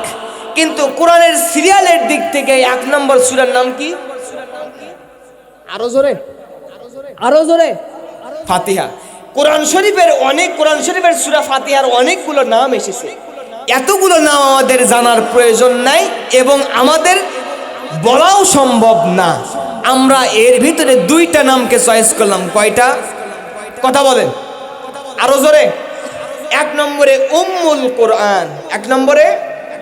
দ্বিতীয় নম্বরে হচ্ছে সূরাতুদ দোয়া, দ্বিতীয় নম্বরে সূরাতুদ দোয়া। কয়টা নাম নিলাম? আরো জোরে কয়টা নাম? 1 নম্বরে, মুরব্বি বুঝবেন, 1 নম্বরে উম্মুল কোরআন, দ্বিতীয় নম্বরে সূরাতুদ দোয়া। মা বোনেরা একটু শান্ত থাকবেন, কথাটুকু বুঝবেন মনোযোগ দিয়ে। সুরের ভিতরে কিন্তু নূর থাকে না, ঠিক কি না? সুর দিয়ে ওয়াজ করলে যে ওয়াজ হয় তা না, কিছু কথা এমনিতেও শুনতে হয়, ঠিক না ভাই? ঠিক। 1 নম্বরে উম্মুল কোরআন, দ্বিতীয় নম্বরে হচ্ছে সূরাতুদ দোয়া। উম্মুল শব্দের অর্থ হচ্ছে মা, কোরআন মানে কোরআন। আর উম্মুল কোরআন মুজাফ ইলাই, যারা আরবি গ্রামেটিক্যাল বুঝবেন, এটার নাম হচ্ছে কোরআনের মা। কিসের মা? আমাদের পিতামাতা আছে না নাই? কার কার পিতামাতা আছে জীবিত? জীবিত হাত নামান। মারা গেছে বাবা এবং মা, একজন হাত উঠান। যে কোনো একজন মারা গেছে, হাত নামান। আল্লাহ তাদের কবর জান্নাতের বাগান বানায় দেন, পড়ে না আমিন। সম্মানিত উপস্থিতি, তাহলে উম্মুল কোরআন শব্দের অর্থ কি? কোরআনের মা। এইভাবে কথা শুনবেন, বুঝবেন, আল্লাহর পক্ষ থেকে রহমত নাজিল হবে। আল্লাহু আকবার কোন। উম্মুল কোরআন, কোরআনের মা। তার মানে এটার মানে এটা না যে কোরআন শরীফের সূরা ফাতিহার পেট থেকে সূরা নাজিল হয়েছে, এমনটি না, ঠিক কি না? কিন্তু উম্মুল কোরআন শব্দের একটা সুন্দর ব্যাখ্যা হচ্ছে পুরা কোরআনকে যদি আপনি সামারাইজ করেন সেটা সূরা ফাতিহায় পরিণত হয়ে যাবে। সুবহানাল্লাহ কোন। আর পুরা কোরআন শরীফের যদি আপনি ব্যাখ্যা পেতে চান, সূরা ফাতিহার ব্যাখ্যা করবেন, পুরা 30 পারা কোরআন শরীফে পরিণত হয়ে যাবে। আল্লাহু আকবার কোন। তাহলে দুইটা নাম নিয়েছি, একটা হলো উম্মুল কোরআন, দ্বিতীয় নম্বর হলো সূরাতুত দোয়া। সূরাতুত নামাজের ভিতরে আমরা যে সূরাটুকু পড়ি, সূরা ফাতিহা পড়বার কারণে এটাই নামাজের ভিতরে দোয়ায় পরিণত হয়ে যায়। আল্লাহু আকবার কোন। আমার বন্ধুগণ গভীর মনোযোগ দেন।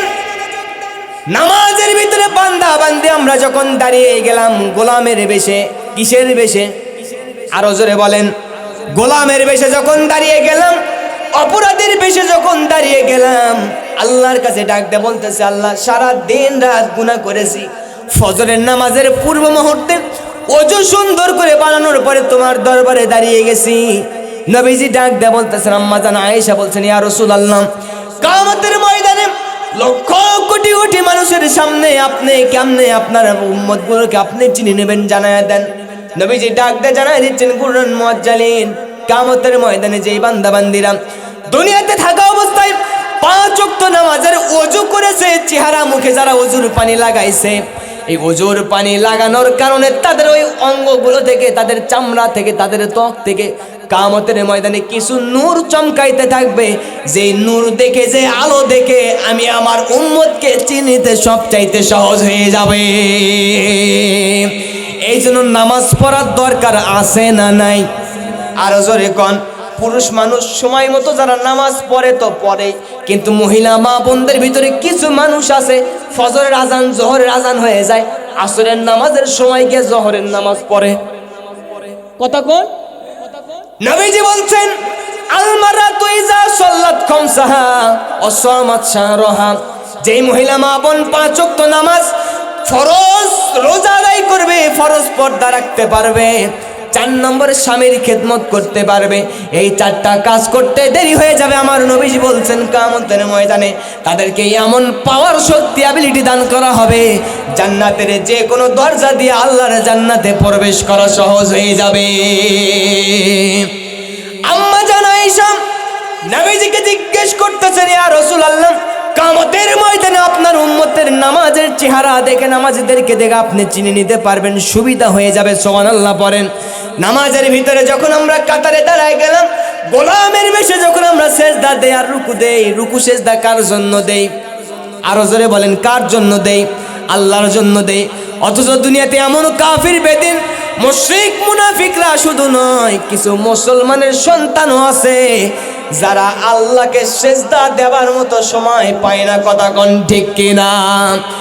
এই জন্য কবি সম্রাট আল্লামা ইকবাল রহমাতুল্লাহ আলাইহি ডাক দিয়ে বলতেছেন, ইনতাজা খুদাও মে, ইনতাজা খুদাও মে सबसे बड़ा वतन है, जो इस काफिर पिरहन है वो मजहब का काफन है।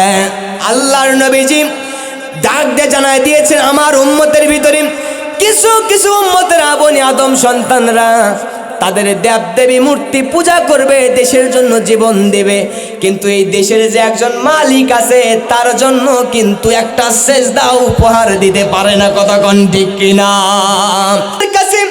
নামাজের আজান শুনবার পরে যখন নামাজের ভিতরে দাঁড়ায় গেলাম, আল্লাহর কাছে এবার আমরা চাইতেছি, রব্বুল আলামিন, তোমার কাছে দুনিয়ার ধন চাই না, দৌলত চাই না, টাকা চাই না, পয়সা চাই না, তোমার কাছে আমরা একটা জিনিস চেয়ে নিলাম, সেটা হলো, হে রব, তোমার কাছে দুনিয়ার কোনো শান শৌকত চাই না, একটা জিনিস সালাতের ভিতরে, নামাজের ভিতরে চেয়ে নিলাম, সেটা হলো, সবাই আমার সঙ্গে পড়েন, ইহদিনাস সিরাতাল মুস্তাকিম।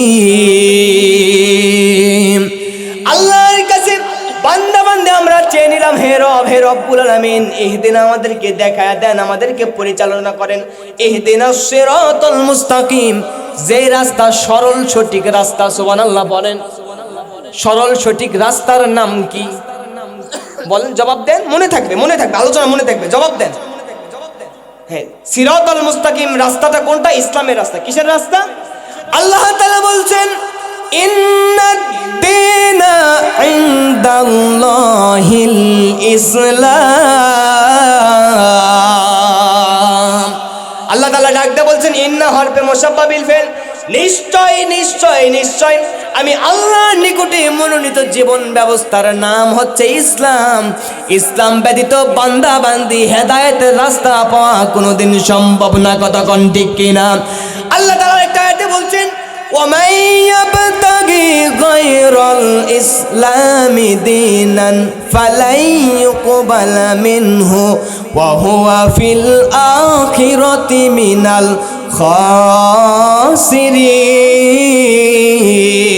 খাসিরিন। আল্লাহ তাআলা বলছেন, ওয়ামান ইয়াবতাগি, যে কোনো ব্যক্তি, দুনিয়ার পুরুষ হোক মহিলা হোক, যেই ধর্মের হোক না কেন, তারা যদি অন্বেষণ করে, তালাশ করে, ওয়ামান ইয়াবতাগি গায়রাল ইসলাম, ইসলাম ব্যতীত কোনো ধর্ম, কোনো জীবন ব্যবস্থা তারা যদি তালাশ করে, ফালাই ইউকবালা মিনহু, আল্লাহ তাআলা ডাক দিয়ে জানায় দিচ্ছেন, ফালাই ইউকবালা মিনহু, ওটা কোনোদিন গ্রহণযোগ্য হবে। আরো জোরে হবে। আঙ্কেল সামনে উঠে আসেন, আপনি সামনে আসেন, আসেন তো, আসেন তো, আসেন তো। আল্লাহ ডাক দিয়ে বলছেন, ফালাই ইউকবালা মিনহু, আল্লাহ তাআলা ডাক দিয়ে জানায় দিচ্ছেন, ফালাই। আপনার কি মন খারাপ করলেন নাকি? ইচ্ছেতে নিলাম দেখে মন খারাপ? আল্লাহ তাআলা ডাক দিয়ে বলছেন, ফালাই ইউকবালা মিনহু, আল্লাহ তাআলা ওই একেবারে ক্লিয়ার করে জানায় দিলেন, তাদের কাছ থেকে কবুল করা হবে না, তাদের কাছ থেকে গ্রহণ করা হবে না। যেই ব্যক্তিরা ইসলাম ধর্ম ব্যতীত অন্য কোনো ধর্ম জীবন ব্যবস্থা তালাশ করে, অন্য কোনো ধর্ম, অন্য কোনো দল মতের কাছে মাথা নত করে, আমার আল্লাহ ডাক দিয়ে জানায় দিলেন, ওই ব্যক্তিদের কাছ থেকে ইসলাম ছাড়া কোনো দল, কোনো ধর্ম কবুল করা হবে। আরো জোরে কোন হবে? তাহলে আমাদের ধর্মের নাম কি? আরো জোরে বলেন। ইসলাম হলো চিরদিনের সুখ শান্তির নিশানা। পড়েন, ইসলাম হলো চিরদিনের সুখ শান্তির নিশানা, ইসলাম ছাড়া অন্য ধর্ম মানি না, মানি না। ঠিক কিনা? মুসলমান ভাইরা আমার, রবের কাছে ডাক দিয়ে জানাই দিলাম, আল্লাহ, ইসলাম ছাড়া কোনো মানুষ যদি নিজের জীবন গঠন করতে চায়, তাহলে তারা কি হয়ে যাবে? আল্লাহ তাআলা ডাক দিয়ে বলেন, জানাই দিচ্ছেন, ওয়া হুয়া ফিল আখিরাতি মিনাল খাসিরিন। আল্লাহ তাআলা ডাক দিয়ে জানাই দিচ্ছেন, যেই ব্যক্তিরা ইসলাম ব্যতীত নিজের জীবন পরিচালনা করতে চায়, সমাজ চালাইতে চায়, পরিবার চালাইতে চায়, রাষ্ট্র চালাইতে চায়, আন্তর্জাতিক অঙ্গনে যারা ইসলাম ব্যতীত নিজের জীবন পরিচালনা করতে চায়, আমার আল্লাহ ডাক দিয়ে জানাই দিচ্ছেন, দুনিয়াতে কিছুদিনের জন্য যদি সফল কাম হয়, টাকা পয়সার মালিক হয়, ধন দৌলতের মালিক হয়, ক্ষমতা প্রতিপত্তি প্রভাবের মালিক হয়, জেনে নিয়ে যাও, কিয়ামতের ময়দানে এই ব্যক্তিরা ক্ষতিগ্রস্তের ভিতরে পড়ে যাবে। পড়েন নাউজুবিল্লাহ। আপনারা ক্ষতির ভিতরে থাকতে চান না লাভবান হতে চান? আরো জোরে বলেন। আল্লাহকে জিজ্ঞেস করবো, আল্লাহ, এই পৃথিবীতে যত মাখলুকাত তৈরি করেছো, তাদের ভিতর থেকে লাভবান জাতি কারা, ক্ষতির ভিতরে নাই কারা, তুমি জানায় দাও। আল্লাহ তাআলা ডাক দিয়ে জানায় দিচ্ছেন, ওয়াল্লাহ ইন্নাল ইনসানা লাফি খুসর ইল্লাল্লাযীনা আমানু ওয়া আমিলুস সালিহাত ওয়া তাওয়াসাউ বিল হাক্কি ওয়া তাওয়াসাউ বিস সাবর। আল্লাহু আকবার বলেন।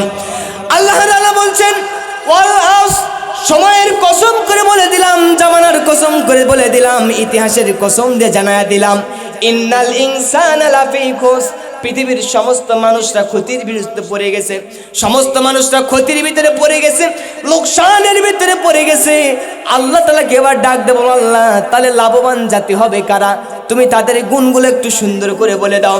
আল্লাহ তাআলা বলছেন, ইল্লাল্লাযীনা আমানু ওয়া আমিলুস সালিহাত।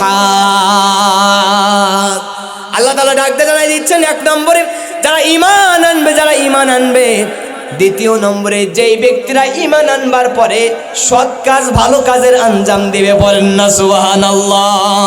ওয়া তাওয়াসাউ বিল হাক্কি ওয়া তাওয়াসাউ বিস সাবর। আল্লাহু আকবার কোন। আল্লাহ বলছেন যেই ব্যক্তিরা ঈমান আনবে, ভালো কাজ করবে, নেক কাজ করবে, তৃতীয় নম্বরে তারা কি করবে? সত্যের পথে কথা বলবে, হক কথা বলবে, হক কথা বলবে, হকের পক্ষে অবিচল থাকবে, অটল থাকবে। হক কথা বলতে গিয়ে যত বিপদ আপদ আসুক না কেন, ওই বিপদ আপদকে সহ্য করতে গিয়ে ধৈর্য ধারণ করবে। আল্লাহ তাআলা ডাক দেয়া জানায় দিচ্ছেন এই ব্যক্তিরা সফলতার লাভ পেয়ে যাবে, ক্ষতি হবে না। আল্লাহ তাআলা বলছেন ওয়াবাশশির ইন্নাল্লাহা মা'আস সাবিরিন। আল্লাহ তাআলা ডাক দিয়ে জানাই দিচ্ছেন যারা বিপদ আপদ মুসিবতের সময় আমি রবের প্রতি তাওয়াক্কুল রাখতে পারবে, ধৈর্য ধারণ করতে পারবে, তাদের এই ধৈর্য ধারণ করবার কারণে হে নবী আপনার উম্মতের মাঝে আপনি শুনে দেন এই ব্যক্তিরা যে জায়গায় থাকবে আমি রব ধৈর্যশীল বান্দাদের সাথেই আছি, পড়েন সুবহানাল্লাহ। আমার বন্ধুগণ, রবের কাছে নামাজের ভিতরে আমরা এবার চেয়ে নিলাম আল্লাহ তোমার কাছে আমরা একটা জিনিস চাই, সেটার নাম কি? হেদায়েত। সেটার নাম কি? হেদায়েতের রাস্তা চাই, ইসলামের রাস্তা চাই, সরল সঠিক পথের রাস্তা চাই। এবার আপনার আমার জীবন ইসলাম দ্বারা সাজানো লাগবে কি লাগবে না? আরো জোরে কোন। ইসলাম দ্বারা সাজানো লাগবে। মা বোনেরা আপনারা শুনে নিয়ে যান, আপনার পরিবার ইসলাম দ্বারা চলবে, আপনার সমাজ ইসলাম দ্বারা চলবে, আপনার দেশ ইসলাম দ্বারা চলবে, আপনার পুরো জীবন ইসলাম দ্বারা চলবে। আপনি এখন মনে করবেন হুজুর আমি একজন মানুষ, আমার পরিবার আছে। হ্যাঁ, আপনি আপনার পরিবারের নেতা, আপনার পরিবারের লিডার। আপনার দায়িত্ব হবে আপনার ফ্যামিলি, আপনার পরিবার, বউ বিবি বাচ্চা সমস্ত কিছু ইসলামের আদলে চালান লাগবে। আরো জোরে। এইবার আপনি বলবেন হুজুর আমি ইউনিয়ন পরিষদের চেয়ারম্যান, খারাপ লাগতেছে? আমি ইউনিয়ন পরিষদের চেয়ারম্যান, আমার জন্য কোরআন সুন্নাহ কি বলে আপনি জানায় দেন। আপনি যদি ইউনিয়ন পরিষদের চেয়ারম্যান হয়ে থাকেন আপনার সাধ্য অনুযায়ী, আপনার ইসলাম অনুযায়ী চেয়ারম্যানে পরিচালনা করা লাগবে। আরো জোরে কোন। আপনাকে গম মেরে খাওয়া যাবে, চাল মেরে খাওয়া যাবে, মসজিদের ইট কালভার্ট মেরে খাওয়া যাবে, বাথরুম মেরে খাওয়া যাবে। বাংলাদেশে বাথরুমও থাকে না, ঠিক কি না? অনেক নেতাকর্মীরা বাথরুম টয়লেট খায় কি খায় না, মানে বাথরুম টয়লেট করতে যে টাকা পয়সা লাগবে সেগুলো খেয়ে ফেলে, ঠিক কি না? এই জন্য ভাইরা আমার গভীর মনোযোগ দেন, দিলের কান দ্বারা শুনে নিয়ে যান। আপনি যদি সমাজের নেতা হলেন, ইসলাম দ্বারা পরিচালনা করলেন, আপনি এবার দেশের নেতা হলেন, দেশের পাওয়ারে চলে গেলেন, আপনারে কিসের আদলে দেশ পরিচালনা করা লাগবে? আরো জোরে বলেন। ইসলাম কোরআন অনুযায়ী পরিচালনা করা লাগবে। কারণ আল্লাহ বলেছেন ওয়ামান লাম ইয়াহকুম বিমা আনজালাল্লাহু ফাউলাইকা হুমুল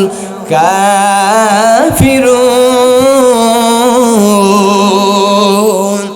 আল্লাহ তাআলা ডাক দিয়ে জানাই দিচ্ছেন যেই মানুষরা আমি রবের বিধান দ্বারা বিচার ফয়সালা করে না, হুকুম তামিল করে না, বিচার আচার করে না, আমি রবের কোরআন সুন্নাহর ভিত্তিতে যারা ফয়সালা করে না, এই ব্যক্তিদের পরিচয় এরা হলো ফাসিক, এরা হলো জালেম, এই ব্যক্তিদের পরিচয় এরা হলো সমাজের টাটকা কাফের। কথা আমার না আল্লাহর। আরো জোরে কোন, আমার না আল্লাহর। তাহলে আমার জমিনে সামনে নির্বাচনের পরে যেই সকল নেতা কর্মী আসবে তাদের দায়িত্ব হবে ইসলাম কোরআনের মাধ্যমে আমার দেশ পরিচালনা করা। কথা কোন ঠিক কিনা? আল্লাহ কোরআন শরীফের সূরা হজের 40 নম্বর আয়াতের ভিতরে ডাক দিয়ে জানাই দিয়েছেন আল্লাযীনা ইম্মাক্কান্নাহুম ফিল আরদি আকামুস সালাত। যেই ব্যক্তিরা ভালো মানুষরা দেশ দুনিয়ার ক্ষমতার লাভ পেয়ে যাবে, ক্ষমতার মসনদে বসবে, এই ব্যক্তিরা 4 দফা কর্মসূচি সমাজে বাস্তবায়ন করবে, দেশে আইন করবে, সংসদে বিল পাস করবে। কয় দফা? আরো জোরে বল। 1 নম্বরে নামাজের আইন পাস করবে, 2 নম্বরে তারা জাকাত ভিত্তিক অর্থনৈতিক ব্যবস্থা চালু করবে, 3 নম্বরে সৎ কাজের আদেশ দিবে, 4 নম্বরে অসৎ কাজের নিষেধ করবে। আপনারা কারা কারা চান আমার দেশ আগামীর দেশে কোরআন সুন্নাহর আইন চালু হোক, নামাজ প্রতিষ্ঠা হোক, জাকাতের আইন চালু হোক, সৎ কাজের আদেশ চালু হোক, অসৎ কাজের নিষেধ চালু হোক? কারা কারা চান? লিল্লাহে তাকবীর। আর লিল্লাহে তাকবীর। স্পর্শ করে শুনে নিয়ে যান, আমার দেশ যদি আগামীতে কোরআনের দেশ হয়, আমার দেশে যদি নামাজের বিধান কায়েম হয়, যাকাতের বিধান কায়েম হয়, ভালো মানুষ যদি ক্ষমতার মস্তদে যেতে পারেন, আমার দেশের 1 টাকা পয়সাও ভারতে ইন্ডিয়াতে পাচার হবে না। কতক্ষণ ঠিক কিনা? আমার দেশের সমস্ত সম্পদ যদি ধনীদের কাছ থেকে যাকাত আদায় করা হয়, সমাজে, এলাকায়, দেশে কোনো ভিক্ষুক এতিম খুঁজে পাওয়া যাবে না। কতক্ষণ ঠিক কিনা? আমরা চাই আগামীর দেশে যারাই ক্ষমতায় যাক, তারা যেন নামাজের বিল পাশ করে, তারা যেন যাকাতের আইন চালু করে, ভালো কাজের আদেশ করবে, অসৎ কাজে নিষেধ করবে। কতক্ষণ ঠিক কিনা? এইবার চলে যান, নামাজের আলোচনা চলবে আর কিছুক্ষণ চলুক, আর 15-20 মিনিট চলুক, ইনশাআল্লাহ চলবে ভাই কি নাই গেলে ভাই চলবে? আলহামদুলিল্লাহ কোন। তাহলে নামাজের ভিতরে আমরা কি যাচ্ছি? মুরব্বি, নামাজের ভিতরে কি যাচ্ছি? হ্যাঁ, ইসলাম যে হেদায়েত চাচ্ছি। কি যাচ্ছি? ইহদিনা, মানে হে আল্লাহ আমাকে দেখান, পথ দেখান, সরল সঠিক পথ। ইসলামের পথে তো সোজা পথ, ঠিক কি না? না ইসলামের পথ বেঁকা পথ? ইসলামের পথ সোজা পথ, ঠিক না ভাই? ঠিক। হে আল্লাহ, ইসলামের পথ সরল সঠিক পথের আপনি দিশা আমারে দিয়ে দেন। নামাজের ভিতরে চাইলাম কার কাছে? আরো জোরে। সমস্ত কিছু আমরা চাইবো কার কাছে? দুনিয়ার মানুষের কাছে। আপনি 1 বার 2 বার 3 বার ডাক, কোন চেতে যাবে কতক্ষণ? যদি একজন মাকেও যদি বলে মা, তবে কি আছে? আবার যখন মা কি আছে বল, মা এ এত ডাকিস কারে, আরো যখন আছে না নাই, মাও কিন্তু খেপে যায়, ঠিক কি না? এত দরদের মা, সেও খেপে যায়। কিন্তু আল্লাহকে যেই ব্যক্তি ডাকে না, আল্লাহ তার প্রতি রাগান্বিত হয়। কতক্ষণ আমরা আল্লাহকে ডাকবো তো ইনশাআল্লাহ। আল্লাহ তাআলার জিকির আজগারের ভিতরে আমরা মশগুল থাকবো ইনশাআল্লাহ। কারণ আল্লাহ বলেছেন ফাযকুরুনি আযকুরুকুম ওয়াশকুরুলি ওয়ালা, বান্দা তুই আমার জিকির কর, আমারে ডাক, আমি রব তোর ডাকে সাড়া দেব, তোর জিকির করব। সুবহানাল্লাহ। আর আপনাদের প্রশ্ন আসবে, হুজুর আমরা আল্লাহর জিকির করলে আল্লাহ আমাদের জিকির করবে কেমনে? আমরা তো আল্লাহকে ডাকি আল্লাহ আল্লাহ, ঠিক কি না? আল্লাহ কি বলবে নাকি বান্দা বান্দা এই জিকির করবে আর এই জিকির করবে? আমাদের জিকিরের ধরন আলাদা, রবের জিকিরের ধরন আলাদা, ঠিক কি না? আমরা 100-200 মানুষের সামনে আল্লাহর কোরআন পড়তেছি, তেলাওয়াত করতেছি, আলোচনা করতেছি, আর রব তার লক্ষ কোটি কোটি অগণিত ফেরেশতাদের সামনে ডাক দিয়ে বলতেছে, হে আমার ফেরেশতারা, তাকায় দেখ, এই মানুষগুলো তৈরি করতে নিষেধ করেছিলে, কিছু মানুষ উঠে চলে গেছে, আর কিছু খাঁটি বান্দা বান্দা আল্লাহর কোরআন শুনতেছে। যতক্ষণ পর্যন্ত থাকবে, মুনাজাত করে বাড়ি পর্যন্ত চলে যাবে, এদের জীবনের সব গুনাহ আমি রব আমার কুদরত থেকে মাফ করে দেব। আরো জোরে কোন সুবহানাল্লাহ। আমাদের মাহফিল কি লোক দেখানোর জন্য? আর লোক দেখানোর জন্য? কিছু ধানের ভিতরে ভাই চিটে ধান থাকবে। আরো জোরে কোন।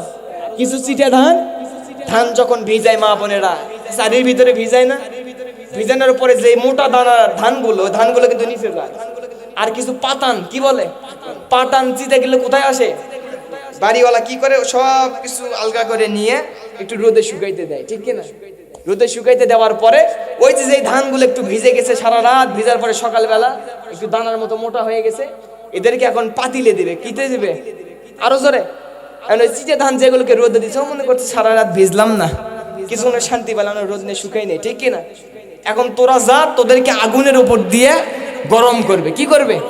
গরম করবে, ঠিক কিনা? এখন ওই ধানগুলো সিদ্ধ হচ্ছে, আর ওই হাসতেছে, ওই কি করতেছে? কিন্তু তোর দিন আসতেছে, ঠিক কিনা? ওই সিদ্ধ করতেছে আর ওই হাসতেছে, ঠিক কিনা? এইবার কিছুক্ষণ পরে যখন ওই চিটে ধানগুলো যখন শুকে গেছে, বাড়িওয়ালা সবগুলো শুকানোর পরে কি করছে? বস্তা বাঁধে চুলের কাছে নিয়ে আসছে। কার কাছে? আজ কার কাছে? যে মোটা ধানগুলো সিদ্ধ করা হয়েছে, চুলা আসলো কে, ঠিক কিনা? কিন্তু নিয়ে আসলো কে? মালিক নিয়ে আসলো কে? আরো জোরে নিয়ে আসলো কে? যারা 5 ওয়াক্ত নামাজ আদায় করে না। কিছুদিন আগে ভূমিকম্প হয়েছে না হয়নি? আরো জোরে কোন। যারা 5 ওয়াক্ত নামাজের জন্য 10 তলা ঢাকায় বলে আসছি, 10 তলা বিল্ডিং থেকে নামতে আপনাদের কষ্ট হয়। আর ভূমিকম্পের 10:40 শুক্রবারের দিনে কিন্তু কিয়ামত হবে, ঠিক কিনা? ওই ভূমিকম্পের ভয়ে কেউ নামছে লুঙ্গি ছাড়াই, ঠিক কিনা?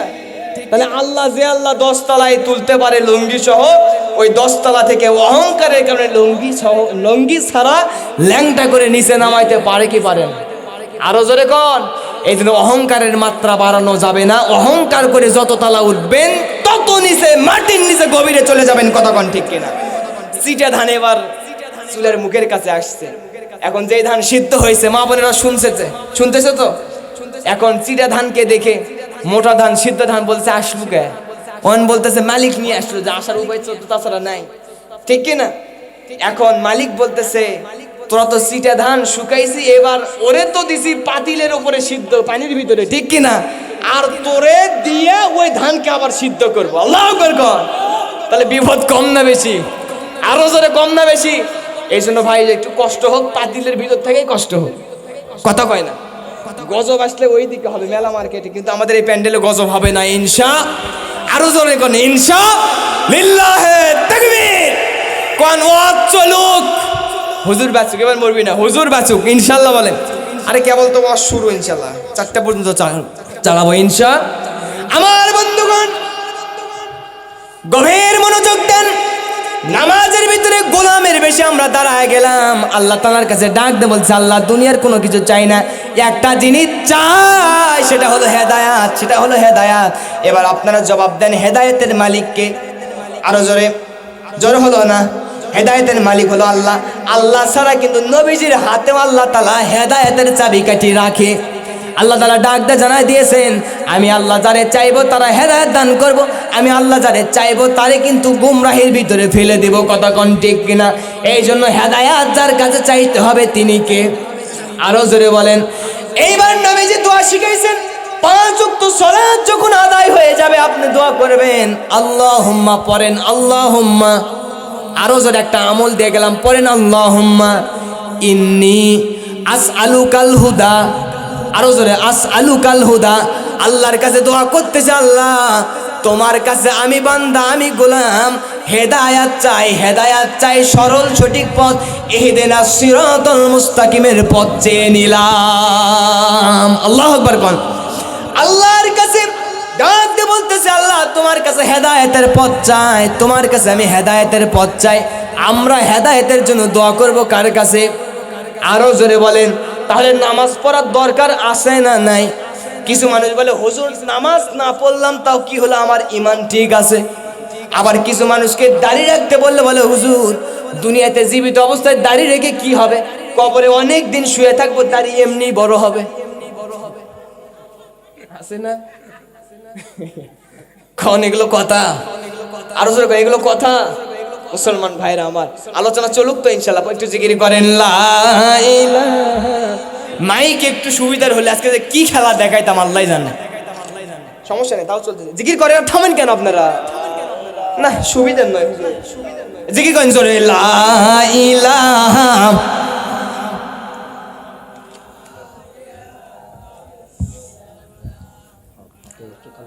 জি অবশ্যই, জি অবশ্যই মাথায় আছে। জিকির করেন লা ইলাহা।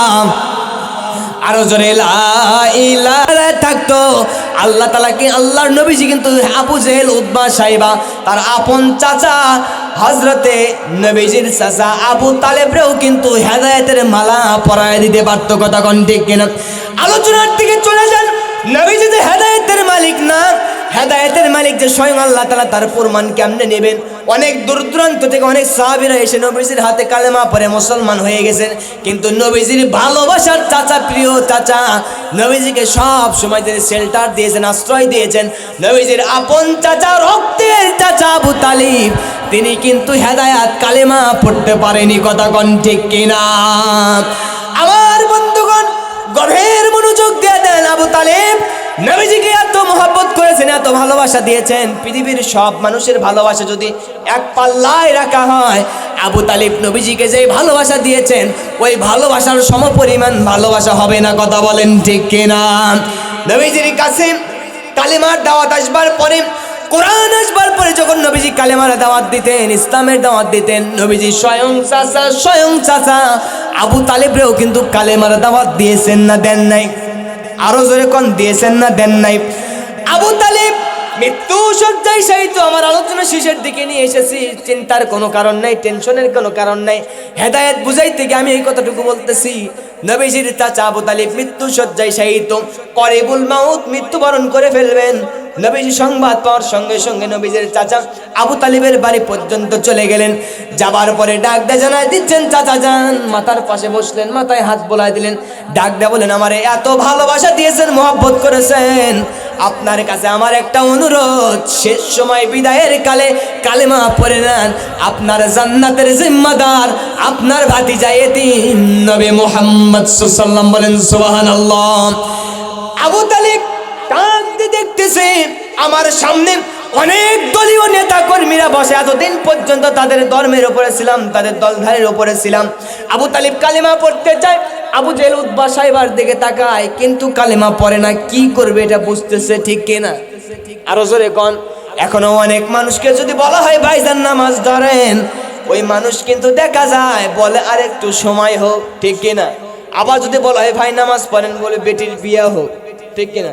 তোমার বেটির বিয়ে হবে, বেটির সওয়াল পাওয়াল হবে, বেটি বয়স হয়ে যাবে, হেদায়াত যদি তোমার কপালে না থাকে তুমি কিন্তু নামাজ রোজা ধরতে পারবা না। কথা কোন ঠিক কিনা? আবু তালিব বারবার তাকায় কি করা যায়, কি করা যায়। আবু জেহেল উতবা সাইবার দিকে এবার তাকায় আছে কি করা যায়। আবু জেহেল উতবা সাইবা ডাক দিয়ে বলছে, ভাইজান এতদিন পর্যন্ত যেই ধর্মের উপরে আপনি ছিলেন, এই ধর্ম ছেড়ে আপনি চলে যাবেন না, ধর্মের উপরে আপনি চুনকালি লাগাবেন না, আপনি ধর্মের আপনি দুর্নাম করে যাবেন না, আপনার ভাতিজা মুহাম্মাদের পাতানো ফাদের উপরে আপনি পা দেবেন না, তার ধোকায় আপনি বোকা হয়ে যাবেন না। আপনারা জবাব দেন, আমার নবীজি কাউকে কি ধোকা দিতে চায়? আর জোরে কোন চায়? আল্লাহর দলিল দেন। আল্লাহ তাআলা বলছেন, ওমা আরসালনাকা ইল্লা রাহমাতাল লিল আলামিন।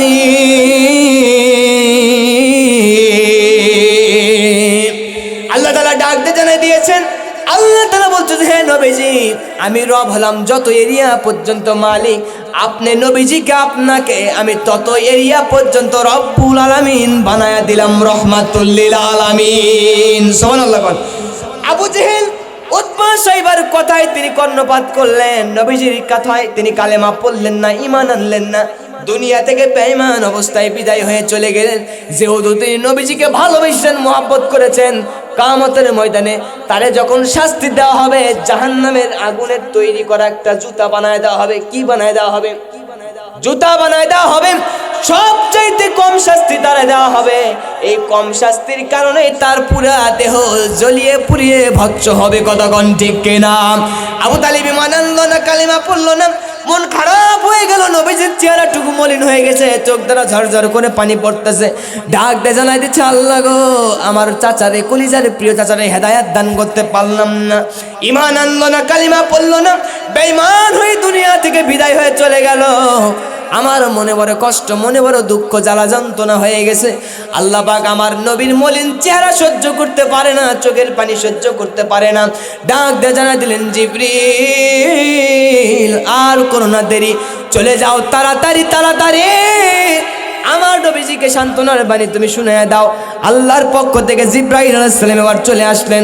আসার পরে নবীজিকে সান্ত্বনা দিচ্ছেন, ইন্নাকা লা তাহদি মান আহবাবতা ওয়ালাকিন্নাল্লাহা ইয়াহদি মান ইয়াশা। আল্লাহ তাআলা ডাক দিয়ে জানাই দিচ্ছেন, হে নবীজি আপনার চোখের পানি আপনি মুছে ফেলেন, আপনার চেহারায় কষ্ট নেওয়ার কোনো কারণ নাই। হেদায়েতের মালিক তো আপনি না, হেদায়েতের মালিক হলাম আমি আল্লাহ। আমি আল্লাহ যারা হেদায়াত দান করব সে হেদায়াত লাভ করবে, আমি আল্লাহ যারা হেদায়াত দান করব না। আপনার চাচা হলে কি হবে, ভালোবাসার মানুষ হলে কি হবে, হুজুরের পাশে বসে থাকলে কি হবে, বড় হুজুরের তাফসীর শুনলে কি হবে, বড় হুজুরের পক্ষে কথা বললে কি হবে, হেদায়াত যার থাকবে না, যতই নামাজি রোজাদার হোক না কেন, আসল হেদায়েতের মালা পড়তে পারবে না, আল্লাহর জান্নাতি মানুষ বানানো সম্ভব না। ঠিক কিনা? আমরাও লক্ষ্য করে দেখেছি, গোটা বাংলাদেশে আমরা একজন তাফসীর কারক পেয়েছিলাম। কতক্ষণ ঠিক কিনা?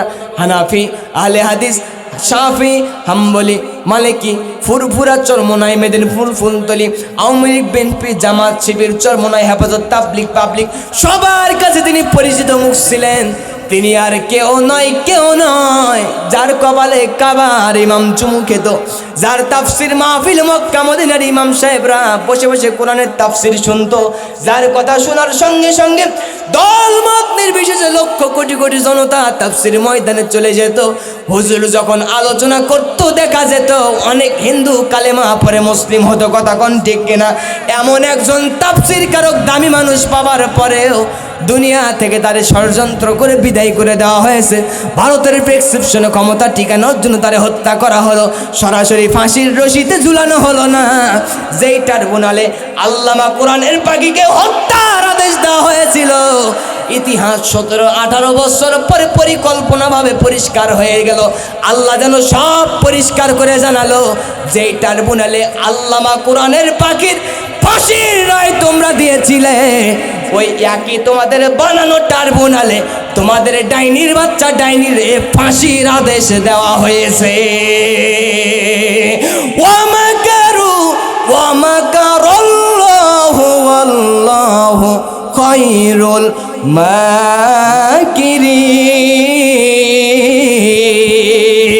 মাকিরিন। আল্লাহ তাআলা ডাক দিয়ে জানাই দেন, আমি হলাম সেই রব, আমি হলাম সেই রব। তোমরা কাফের বেদিন মুশরিকার মুনাফিকরা ষড়যন্ত্র করবা, আমি রব তোমাদের সমস্ত ষড়যন্ত্রের জালগুলো ছিন্ন করে দিব। জাল ছিন্ন করে দিয়া আমি রব তোমাদের ষড়যন্ত্রের উপরে আমার কৌশল প্রয়োগ করে বাংলার মানুষকে বুঝাই দিলাম তোমরাই বিজয়ী হয়ে গেছো। আমি যেই কথা বলতেছিলাম আমার আলোচনা ইউটিউবে তারা শুনেছে। আল্লামা সাঈদীর ছোট্ট একটা কথা বলেছিলাম, ছোট্ট একটা ঘটনা বলেছিলাম, শুনবেন তো ইনশাআল্লাহ। আল্লামা সাঈদী যখন ছোট্ট মানুষ ছিলেন, যখন মুক্তবখানায় পড়াশোনা করতেন, পড়াশোনা করা অবস্থায় আমি ঢাকাতে গত বছরে একটা কাজে এয়ারপোর্টে গিয়েছিলাম। সেখানে একটা হুজুরের সঙ্গে আমার পরিচিত ছিল।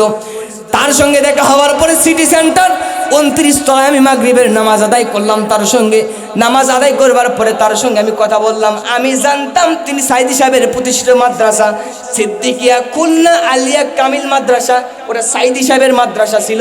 সেই মাদ্রাসা থেকে সেই হুজুর আবার পড়াশোনা করে হাফেজ হয়েছেন। সুবহানাল্লাহ। হুজুরকে বললাম, ভাইজান আমি গাইবান্ধা থেকে আপনার এলাকায় এসেছি, ঢাকায় এসেছি, আপনি সাঈদী সাহেবের ছোট্ট একটা কিছু আমারে শোনান, যেটা জাতির সামনে আমি দেশ বিদেশে বলতে পারবো। তিনি ডাক দিয়ে বললেন, ওরে গাইবান্ধার ছোট্ট সাঈদীরে জেনে নিয়ে যাও, শুনে নিয়ে যাও। সাঈদী সাহেবের একজন হুজুরের মুখ থেকে আমরা আলোচনা শুনেছি। সাঈদী সাহেবের একটা হুজুর ছিল মাওলানা আব্দুল খালেক সাহেব।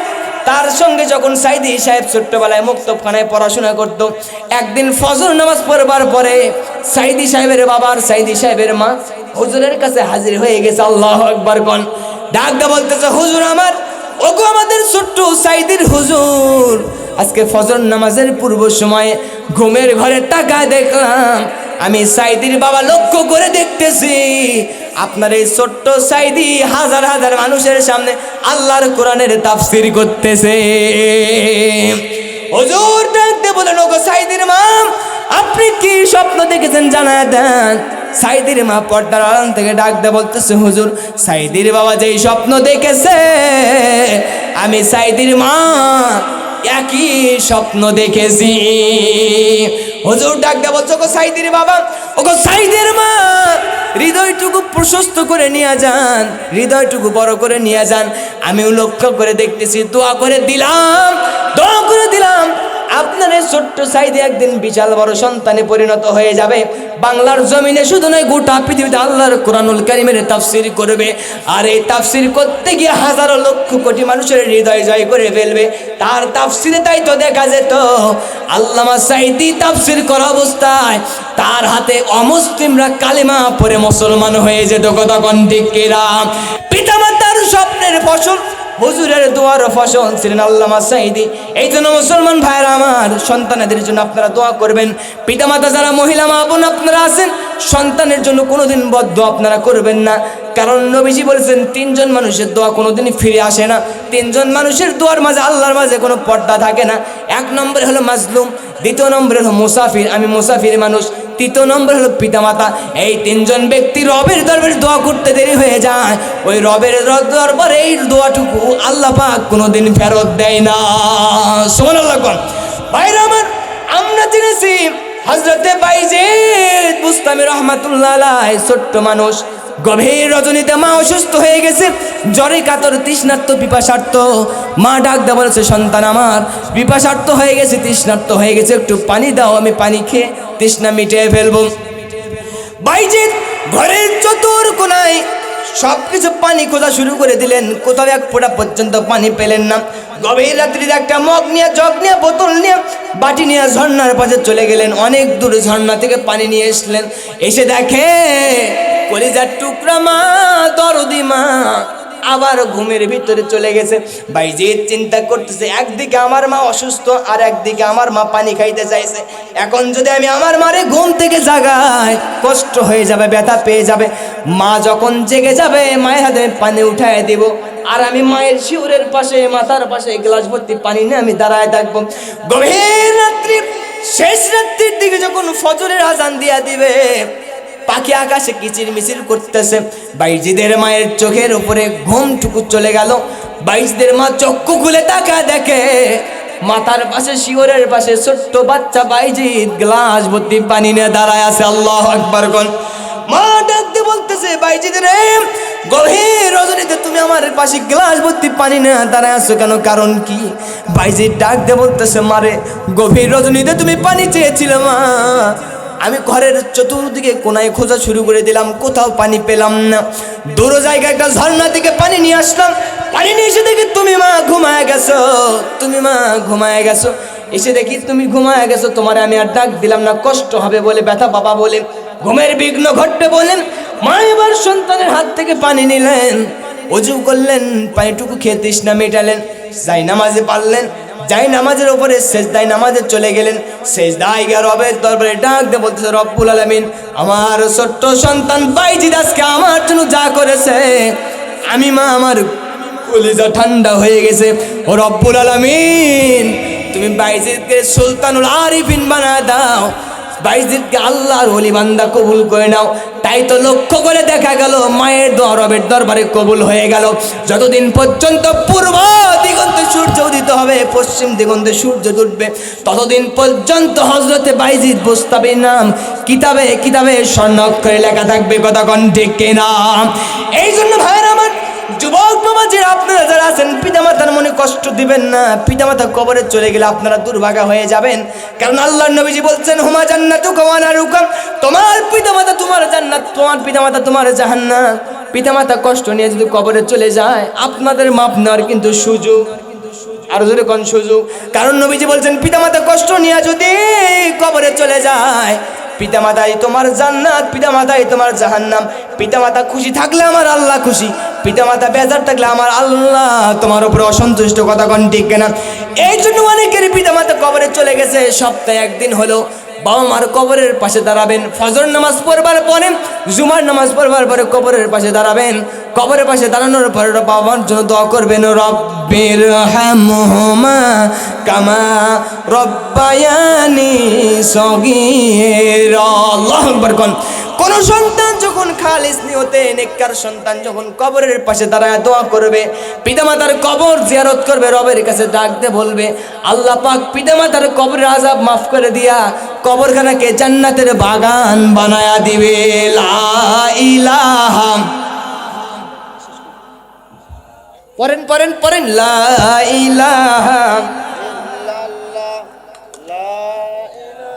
আরো জোরে লা ইলাহা, আরো জোরে লা ইলাহা, লা ইলাহা ইল্লাল্লাহু মুহাম্মাদুর রাসূলুল্লাহ সাল্লাল্লাহু। দেখি পিতামাতা বেঁচে নাই কাদের কাদের, দু হাত একটু উঠান তো দেখি। কারো পিতা নাই, কারো মাতা নাই, একটু হাত উঠান ভাইজান, একটু হাত উঠান, একটু হাত উঠান, শেষ সময় একটু হাত উঠান ভাইজান। এই মাদ্রাসা, এই মসজিদের উদ্যোগে আমরা চাই আমাদের আগামীর দেশ কোরআনের দেশ হোক। আপনারা কি চান? দেখি কারা কারা চান, কারা কারা চান, কারা কারা চান, দু হাত তুলে মালিকরে দেখান, লিল্লাহে তাকবীর। আমার দেশ আগামীতে কোরআনের দেশ হোক, ইসলামের দেশ হোক, কোরআনের রাজ কায়েম হোক। আল্লাহ যেন দেখার তৌফিক এনায়েত করেন, পড়েন আমিন। আরো জোরে কোন আমিন, আরো জোরে কোন আমিন।